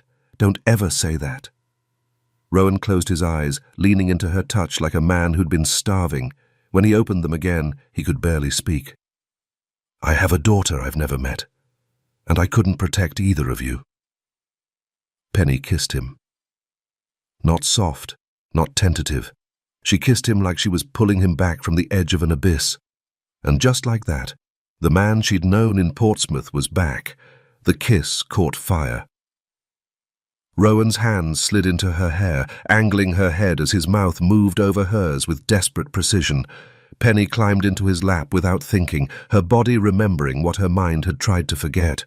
He broke the kiss just long enough to speak, his lips barely leaving hers. "Penelope," he whispered, the word coming out rough. "I need to feel you. I need to know you're real, that I didn't lose you, that I'm not losing you again." She didn't answer with words. Her hands moved up his chest, slow and deliberate, feeling the tremor beneath all that iron control. He was always steel, always unbreakable. Not now. She reached up, steadying him. "You didn't lose me," she breathed. "I was taken from you." Something broke open inside him. He cupped her face, thumbs tracing her cheekbones like he was mapping every detail. "You meant everything," she whispered. "You still do." The room quieted around them. Not tense, not dangerous. Just two people standing in the wreckage of years they'd never gotten back. Rowan kissed her again. Slower this time. Not claiming, searching. His lips moved against hers like he was relearning something sacred, something he'd thought lost forever. He traced down her spine, pulling her closer until there was no space left between them. She felt the heat of him, the solid weight of his presence, and the tightness in her chest finally eased. It wasn't hunger driving them now. It was reunion. He reached for the hem of her sweater, fingers brushing against the skin beneath. He paused, giving her time to pull away. She didn't. When he lifted the fabric slowly, her breath caught, not from shock, but from recognition. His touch still knew her. Still fit. "You're shaking," he murmured against her neck. She reached for his hand, laced their fingers together. "So are you." A quiet, broken laugh escaped him. His mouth traced a slow path down her throat, every kiss landing like a promise instead of a demand. He touched her as if time might steal her again. She gripped his shoulders, body arching toward him without thought. She could feel the restrained strength in his touch, the way he was holding himself back even now, dangerous and tender in a way he showed no one else. "Rowan?" The word came out like surrender. She ran her fingers through his hair, holding him there, grounding them both. "I never stopped loving you," she whispered. Something inside him snapped open, not anger, not hunger, relief and pain and love all tangled together. He pulled her closer, buried his face in the curve of her neck, and breathed her in like she was oxygen itself. "You feel like home," he said into her neck, the words muffled. "The only place I'm not at war." Penny's body melted into his. His heartbeat was strong and heavy beneath her palm, real and alive, and for the first time in years, she felt safe. Not protected by walls, protected by him.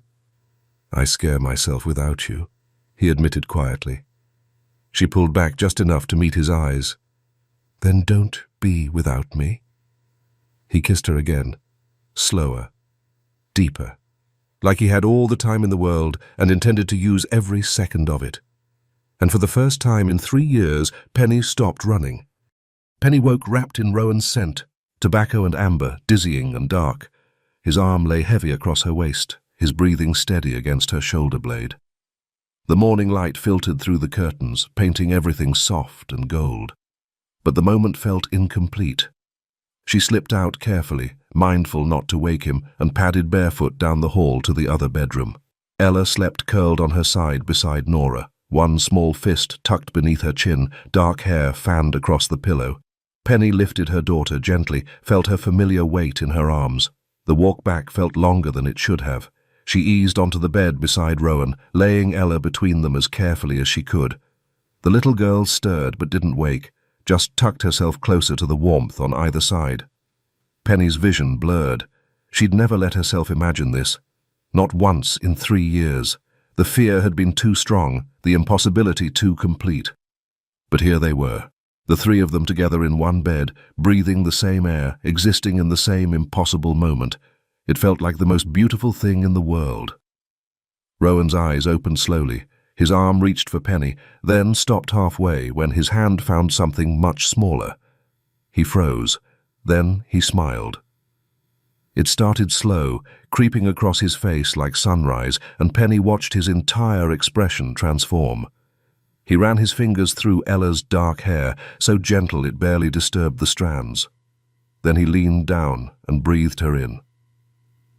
"As beautiful as you, Penelope," he whispered. Ella's tiny hand shot out in her sleep, caught his finger, and held on tight. Rowan's jaw worked. His eyes glistened.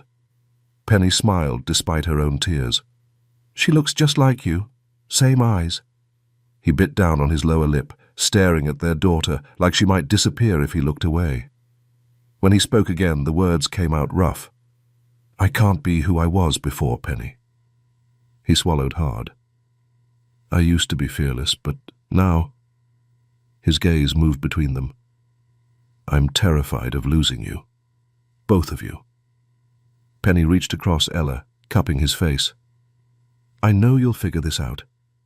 I met a very smart man in Boston once. Strategic. Always 3 steps ahead." Her thumb traced his cheekbone. "Fear will make you more careful, and even smarter."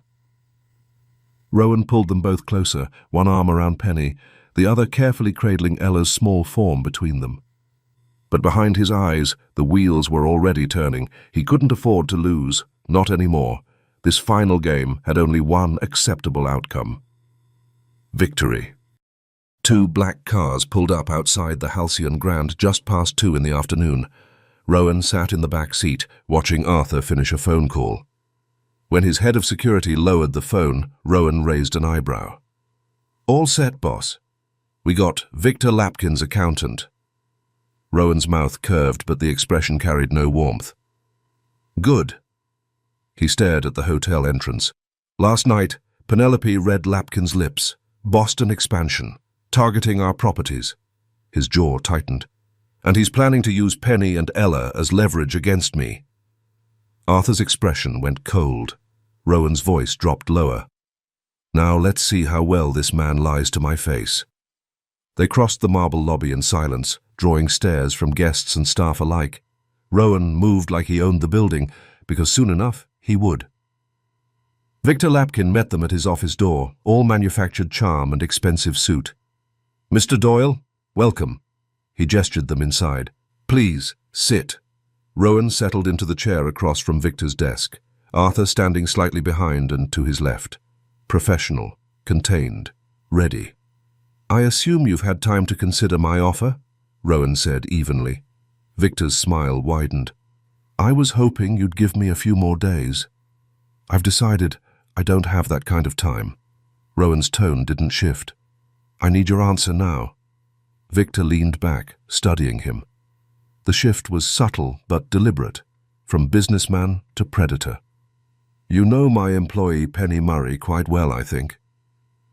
Rowan's expression didn't change. He simply looked at Victor and waited.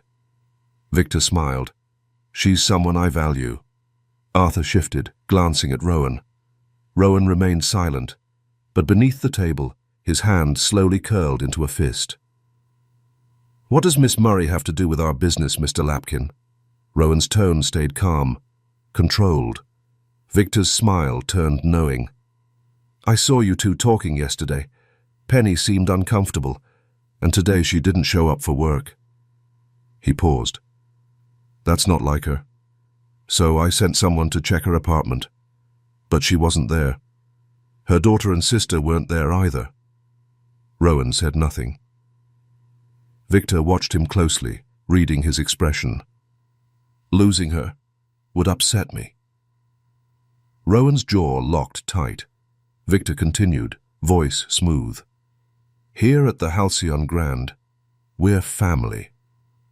A smile spread across his face. "Little Ella practically grew up here." Arthur's hand moved under the table, gripping Rowan's wrist in warning. "Boss," he breathed. Rowan stood. Victor leaned back, looking up at him. I'm just worried about them. I have some very reliable people searching for them. You wouldn't happen to know where they are, would you? Our business isn't about Penelope. Rowan's tone could have cut glass. It's about this hotel. What's your answer? I don't have all day. Victor rose to match him, spreading his hands in false apology. I'm afraid I have to decline your generous offer. The Halcyon Grand isn't for sale. I'm sorry I can't give you what you want. Something dangerous flickered across Rowan's face. A smile that didn't reach his eyes. The kind of expression that made smart people take a step back. That's fine, Victor. He buttoned his jacket with deliberate precision. I already got what I came for. He turned and walked out before Victor could respond. Arthur followed, pulling the door closed behind them. They didn't speak until they reached the elevator. Victor showed his hand, Rowan said quietly, pressing the button for the lobby. We just made our first move. The elevator doors slid open. Now it's time for the second. By the time they reached Boston, Rowan had already doubled security. He settled Penny, Nora, and Ella into his house in Beacon Hill, stone walls and iron gates. 8 men patrolled the perimeter in rotating shifts. No one got in, no one got out. Before he left for the office, he stopped in the bedroom doorway. Penny lay curled around Ella, both of them asleep. Morning light caught in their matching dark hair, made their breathing rise and fall in sync. Rowan crossed the room quietly, leaned down and pressed a kiss to Ella's forehead. Then Penny's. Her hand shot out, caught his wrist. Rowan? He turned back, brought her hand to his lips. What is it? She pushed herself up on one elbow, eyes still heavy with sleep. Don't get your hands dirty. Please. Her voice came out soft but urgent. Don't let anyone get hurt. He held her gaze, thumb tracing circles on her palm. I won't lay a hand on anyone myself. You have my word. She smiled, relief washing across her face. Thank you. He adjusted his cufflinks, straightened. I'll be back by noon. We're having a guest this afternoon. Penny sat up fully now. Who? Rowan fixed his tie in the mirror, not looking at her. Someone I need to settle accounts with. He walked out before she could ask anything else.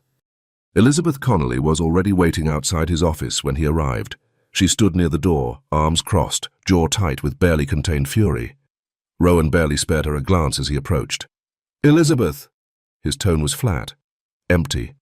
You beat me here. What do you want? She pushed off the wall, following him inside without invitation. Are you kidding me right now, Rowan? He moved behind his desk, didn't sit, just waited. You cancelled our wedding for some hotel maid? Her voice climbed higher. Do you have any idea what you did to me? I'm humiliated. The entire city. Elizabeth, he cut her off cleanly. You do a fine job humiliating yourself without my help. Her eyes flashed. I thought you liked that about me. My audacity.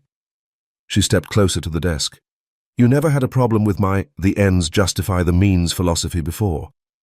What changed? Her head tilted. What's so special about her? Rowan finally sat, fingers steepled in front of him. You sold yourself for money. You know that, right? He watched her reaction carefully. And I'm sorry I was in a position where I had to consider accepting, but let's not pretend there was ever going to be love between us. We both know you don't love me either. So what's this really about? Elizabeth's palm slammed down on the desk. Nobody uses me and throws me away, Rowan Doyle. I don't care who you are. He stood slowly, meeting her eye to eye across the mahogany surface. I didn't use you. You came to me with a proposal. We made a deal. Now I've decided the deal doesn't benefit me anymore. Then you should know I'm going to make your little girlfriend's life hell. Her smile turned vicious. Anyone who crosses me pays for it. Rowan leaned forward, both hands flat on the desk. The second you try to hurt Penelope, I'll bury you and your father under that company of yours. His voice dropped to something cold and absolute. And you know I keep my promises. Elizabeth stared at him, eyes narrowed to slits. She shook her head slowly, then turned on her heel and walked out. The door closed behind her with a sharp click. Rowan sank back into his chair. Elizabeth Connolly and her petty schemes would have to wait. He had bigger threats to handle. Penny and Nora sat in the living room, watching Ella stack blocks on the rug. The little girl knocked them over with a delighted squeal, then started again. Nora glanced around the space. High ceilings, dark wood, tall windows. It looked more like a fortress than a home. Never thought we'd be back here. She picked at the edge of a throw pillow. Are we staying? Penny shook her head. Rowan said we'll get our own place, a fresh start. She watched Ella grab another block. Maybe not even in Boston. Nora shrugged. Changing schools is basically a hobby at this point. But yeah, it'd be nice to actually settle somewhere. Penny smiled at her sister. I know. The television murmured in the background, some afternoon news program neither of them had been paying attention to, until the breaking news banner flashed across the screen. Prominent Chicago businessman and owner of the Halcyon Grand Hotel, Victor Lapkin, was taken into federal custody early this morning following a multi-agency investigation led by the FBI. Penny's breath caught. She shot to her feet, hands covering her mouth. Oh my God! The anchor continued. Authorities confirmed that Lapkin faces multiple charges, including money laundering, wire fraud, tax evasion. Rowan walked into the living room. He looked at Penny first, then the television. His expression didn't change. Penny turned to him, searching his face. Rowan, what happened? He loosened his tie, unbuttoned his collar, and dropped onto the couch. Come here, Penelope. She sat beside him slowly, questions written all over her face. When someone threatens my family, he said quietly, they pay the price. That's what happened. Penny looked down. I thought he was a good person. Rowan caught her chin, tipped her face back up until she met his eyes. He was a pawn for the Russian Mafia, Penny. He wasn't arrested for nothing. Her eyes narrowed slightly. Dirty business always comes to light eventually, doesn't it? Her voice dropped. If you have enemies, you're always in danger, and the bigger you are, the more enemies you make. Rowan's throat worked. He held her gaze. As long as nothing happens to you, I'll pay whatever price comes. Arthur appeared in the doorway. Boss? Rowan gave a single nod and stood. He crossed the living room without looking back, climbed the stairs to his home office. The door was already open. Maeve sat in the leather chair across from his desk, spine straight, hands folded in her lap. Her face gave nothing away. She looked at him as he entered, voice as cold as he'd ever heard it. You've been avoiding me for days. Is that a new habit you've picked up? Her eyes tracked him as he moved behind the desk. What's going on, Rowan? He sat without answering right away, settled back into his chair. Let the silence stretch. You cancelled the wedding, Maeve said finally. Why?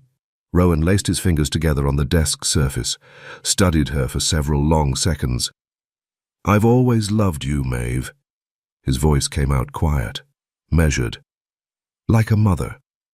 I respected you, never questioned you, and you always protected me. Maeve's chin lifted slightly. Because you're my son, Rowan. I've raised you since you were 6 years old. A smile ghosted across his mouth, there and gone. You never had a mother's warmth. Control was all you knew, shaping me the way you wanted, making sure no one knew you were the real power behind the Doyle name. He paused. We all played our parts. My father, Killian, me. Maeve's lips curved into something that might have been a smile if it hadn't looked so bitter. You were always the one who challenged me most. Her voice softened just a fraction. The strongest of all of them. But the moment you threatened Penelope Murray to drive her away from me, you crossed a line. His knuckles whitened against the desk. You threatened her using her sister. Used Nora as leverage. He paused, jaw tight. After everything we'd already done to her family. His voice dropped. That girl still saved my life, Maeve. Maeve's expression didn't change. Calm, cold. Love makes you weak, son. When you run the Doyle family, weakness means death. Haven't I taught you that? Rowan leaned forward. Because of you, I never met my daughter. I spent 3 years thinking the woman I loved ran from me because she was afraid. Maeve's eyebrows lifted, just barely. So, there's a child. Killian and Gorski are working together against me because I shut down their operations. Rowan's voice stayed level. Now they're trying to use Penelope and Ella as leverage to take back control. Maeve gestured toward him. You see, this is exactly what I was trying to tell you. They're your weakness. The moment you let them into your life, they become targets, just as vulnerable as you are. Rowan's smile turned sharp, humorless. I don't know what turned you into someone without a heart, Maeve. Growing up with you, I never let myself fall for anyone. Until Penelope. He paused. Your complete opposite. Maeve looked out the window, shoulders rigid. Did you call me here to tell me you're building a happy family with your girlfriend and daughter? No. Rowan reached for the envelope on his desk. I called you here because you owe me. Her head snapped back toward him. Rowan slid the envelope across the mahogany surface. Killian didn't just destroy our reputation. He stole from us. From you, from everyone in this family. He kept his eyes locked on hers. He made deals with Gorski that put all of us at risk. When I cut those operations, I wasn't being soft. I was stopping us from going to prison. Maeve's fingers curled against the armrest. I didn't know. You didn't know because you didn't want to know. His voice cut clean. You saw Killian as family, as your brother, as the old guard. But he's poison, Maeve. He tapped the envelope. And now he's working with Gorski again to destroy me, to destroy Doyle's. His jaw set.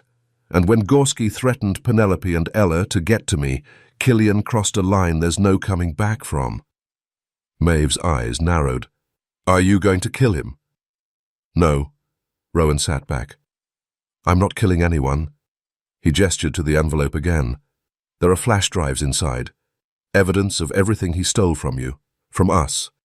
And proof that if the FBI gets hold of what he's been doing through the Doyle Company, we all go down. Maeve stared at the envelope. What do you want from me? Rowan's expression hardened. You want forgiveness? You want to be part of my life? Ella's life? He leaned forward again. Earn it. Silence stretched between them. Killian is your problem now. Family business. Internal threat. Rowan's voice dropped. You handle him, however you need to. I don't want to know how. Just do it. Maeve's breath stilled. You do this. You prove you choose us over the old ways. You choose Ella's safety over Killian's loyalty. He held her gaze without blinking. You don't do this. You're out. No family, no business, no Ella. Ever. Silence filled the office. Maeve reached for the envelope slowly, turned it over in her hands. You still love me, she said quietly. Not quite a question. Rowan's voice came out cold. Final. If I didn't care about you, we wouldn't be having this conversation right now. Maeve stood, envelope in hand, and walked toward the door. She paused, looked back at him one last time. Then she opened the door. A small figure darted past in the hallway, dark hair, bright red dress, running fast. Maeve stopped and looked down. Ella skidded to a halt, tilted her head back to meet the stranger's eyes. Her smile came easy, unguarded. Maeve's expression shifted. Something soft broke through the ice. When she looked up, Penny stood at the end of the hall, one hand braced against the wall, watching. Their eyes met. Maeve almost smiled. She gave a single nod. Welcome to the family, Penny Murray. Penny slipped into the home office and closed the door behind her. Rowan sat in his chair, watching her cross the room. His expression softened in a way she'd only started seeing in the last few days, something warm that hadn't been there 3 years ago. I spent 3 years imagining what it would be like to see you in this house, he said quietly. She came closer. He reached for her, pulled her down into his lap. She settled against him, tried to smile, but couldn't quite manage it. What's going on, Rowan? Her voice came out smaller than she wanted. First Victor Lapkin, now Maeve Doyle. His thumb traced along her cheekbone. I'm doing what I need to do to protect my family, Penelope. Don't keep me in the dark like this. She caught his wrist, held it. We've been in this together from the start. Help me understand. His hand moved to cup her jaw, gentle. Victor's accountant was very helpful. We got everything we needed to send to the FBI. Penny's brows pulled together. You threatened him? Rowan leaned back slightly, eyes steady on hers. I didn't hurt anyone, Penny. We just obtained the necessary information through the necessary channels. She swallowed. And Maeve? Maeve's the only mother figure I've ever known. His voice stayed even, controlled. She can be ruthless, but at the end of the day, everything she has is tied to me. She'll always do what it takes not to lose me. He paused. This time, she'll pay the price for what she's done. Penny wrapped her arms around him, pressed her face into his neck. He breathed her in, fingers sliding into her hair. This life, she whispered against his skin, your world, it still scares me. She pulled back just enough to meet his eyes. Living on the edge of a knife. I don't know how long I can stand the fear that something will happen to you. Or to Ella. Rowan kissed her forehead, let his lips linger there. I'm building us a different life, love. One where we leave all of this behind. Her breath caught. She searched his face. You're really going to do that? He kissed her mouth, slow and sure. I'd do anything for you, Penelope. A knock at the door. They both turned.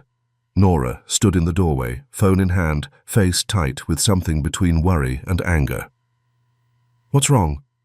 Penny straightened in Rowan's lap. Did something happen? Nora held out her phone. I think you need to see this. Penny took it, Rowan looking over her shoulder at the screen. Instagram. Boston Magazine's verified account. The headline hit like a fist. Boston tycoon Rowan Doyle dumps fiancée for hotel maid. Connolly heiress left humiliated 1 month before wedding. Below it, a photo of Elizabeth in tasteful black, dabbing at her eyes with a tissue. The caption underneath dripped with tabloid sympathy. Elizabeth Connolly, 29, spoke exclusively to Boston Magazine about the devastating betrayal that shattered her fairy tale engagement. I gave him everything, the tearful socialite revealed, and he threw it away for a fling with someone who cleans rooms at a hotel. Sources close to Connolly confirm that Doyle not only cheated with a staff member, but also defrauded her father's company in a business deal gone wrong. He used me, Elizabeth stated. He used my family. I should have seen it coming. Penny's hand flew to her mouth. Oh my God, Rowan. Rowan's expression didn't change. He took the phone from her, scrolled through the comments for half a second, then handed it back to Nora. Elizabeth used her strongest weapon.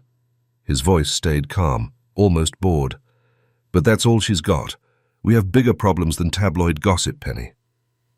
Penny stared at him, eyes wide. What if they dig into me? What if they expose? He pulled her close again, spoke against her temple. When we announce our wedding date, this story becomes yesterday's news. Everyone will be talking about my beautiful bride and our daughter instead. His fingers threaded through her hair. People always forget the old scandal when a better one comes along. Trust me. She pressed her forehead against his chest. What happens now? Her voice barely made it past a whisper. What about Gorski? The Russian Mafia? We cut off one of his arms when Lapkin got arrested. Rowan's hand traced slow circles on her back. Once Maeve handles Killian, Gorski won't have anyone left to use against me, and soon, he paused. When I step away from the business, he won't have a reason to come after us anymore. Penny pulled back sharply, stared at him. What did you just say? His mouth curved, just barely. Didn't I tell you? There's nothing I wouldn't do for you, Penelope. 3 days later, Maeve Doyle walked through the reinforced doors of MCY Cedar Junction with her shoulders straight and her face blank. The guard checked her name against the visitor log and nodded once. 15 minutes, ma'am. Killian sat waiting in the visitor room when she arrived. His face had gone thin, eyes hard with the kind of bitterness that came from watching everything slip away. He looked up when she entered and something almost like relief crossed his expression. Maeve, his voice cracked slightly. I knew you'd come. She sat across from him, hands folded on the metal table between them. She didn't speak right away, just studied his face the way she might study a contract she was about to terminate. You're still family, she said finally, That hasn't changed. Killian leaned forward, hope flickering. Then help me. Get me out of here. I can fix this. But family doesn't threaten children, Killian. Her tone stayed calm, empty. And you threatened my granddaughter. His mouth opened, closed, the hope died. Maeve stood. Goodbye, Killian. She turned and walked out without looking back. The guard escorted her to the exit. She signed out, climbed into the waiting car where Arthur sat behind the wheel and didn't say a word until they were 3 miles from the prison. It's done, she said quietly. Arthur's eyes met hers in the rearview mirror. He understood what she meant, what she'd left behind in that prison, the kind of understanding that required no explanation. Rowan stood at his office window overlooking Boston Harbor when Arthur knocked and entered. Boss? Rowan turned, reading Arthur's expression before his head of security said another word. Killian Doyle died in prison last night. Arthur pulled out his phone, brought up the medical report. Heart attack. Prison doctor confirmed it. Natural causes. Rowan took the phone, scanned the report. His jaw shifted once. He handed it back without comment. The timing was too clean, too convenient. His office phone rang, the private line only 4 people had access to. He picked up. Maeve. It's done. Her voice came through steady, final. He won't threaten your family again. Rowan's eyes narrowed. What did you do, Maeve? Silence stretched for 3 seconds. What I had to do for my family, Rowan. Her voice stayed steady, final. You're my family. His throat worked around words that wouldn't come. When can I see my granddaughter? Something in Maeve's tone softened, just barely. Soon. Rowan turned back to the window. But first we leave Boston. He ended the call. Arthur stood near the door, waiting. It's over, Rowan said quietly. All of it. The next day, Rowan stepped out of his downtown Boston office with Penny beside him and camera flashes exploding across his vision. Reporters surged forward, microphones thrust toward them like weapons. Arthur moved to intercept, but Rowan raised one hand. Mr. Doyle! A reporter from the Globe pushed to the front. Your uncle Killian Doyle died in prison last night. What's your response? Rowan stopped at the top of the stairs, his hand finding Penny's elbow. We're saddened, of course. Killian was an elder member of our family. His voice stayed level, professional. Heart attacks can strike anyone at any age. Another reporter called out from the crowd. What about Elizabeth Connolly's accusations? She's claiming you defrauded her father's company. Rowan's jaw shifted once before he answered.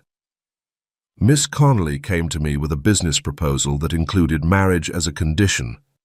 The arrangement didn't suit me, so I declined. He paused. But if you're looking for a wedding story. He turned slightly, his hand moving from Penny's elbow to the small of her back, and pulled her forward into the light. Camera flashes doubled in intensity. This is Penelope Murray, the mother of my daughter. His voice carried across the crowd with absolute certainty. We're getting married in 20 days. The reporters erupted with questions, but Rowan kept talking. I'd also like to announce that I'm stepping down from active management of Doyle Group. Maeve Doyle will assume leadership, and I'll retain a seat on the board. His eyes swept the crowd. That's all? Thank you. Arthur opened the car door and Rowan guided Penny inside before the reporters could push closer. The door closed, cutting off the shouting voices. The car pulled away from the curb. Penny sat perfectly still for 3 seconds, then started laughing, the kind of laughter that came from shock and relief tangled together.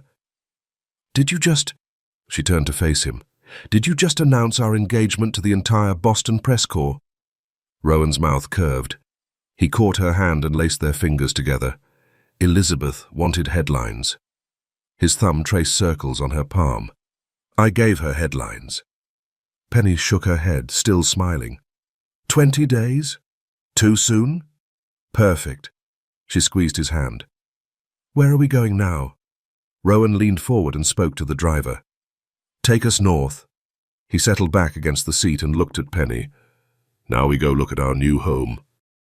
The drive took 3 hours north along the coast. When they finally pulled onto the property, Penny saw the house sat on 3 acres overlooking the Atlantic with white clapboard and a wraparound porch, the kind of quiet that came from being far enough from everything that mattered in Boston. Rowan stepped onto the porch with Ella in his arms, and she pointed toward the water with one small finger. "Ocean!" He kissed the top of her head. "That's right, baby."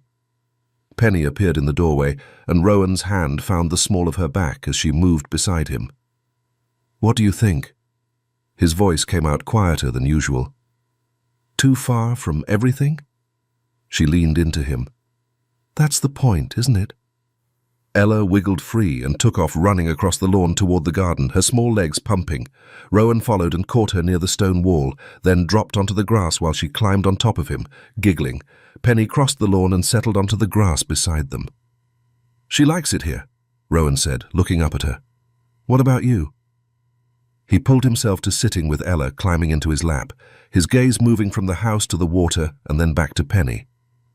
"This is the first place I can actually breathe." She reached out and caught his hand. The ocean sound filled the space between words, no sirens, no traffic, just wind and water. "Will that be enough for you, Penelope?" She pulled him closer and kissed him. "It's everything." Ella squirmed between them, pushing at their faces. "My turn." Rowan lifted her high above his head, and she spread her arms like she was flying. "Again!" Ella shrieked. "Again, Daddy!" The words stopped both of them. Rowan's arms froze mid-air with Ella suspended above him, and his eyes found Penny's with something breaking open in his expression. Penny's vision blurred, but she nodded. He lowered Ella slowly and pulled her against his chest, holding her like he might never let go. When he finally spoke, his voice barely made it past a whisper. "Again, baby girl. As many times as you want." Penny watched them. Her daughter, the man she loved, grass that needed cutting, and an ocean she could hear but not see from where she sat, and felt the last piece of fear finally let go. This was home. And for the first time in 3 years, tomorrow didn't scare her anymore. Thank you so much for listening to Penny and Rowan's story. Penny and Rowan built a new life together, far from Boston's shadows, far from the threats that tried to tear them apart. Now they're watching their daughter grow up in the peace they fought so hard to find.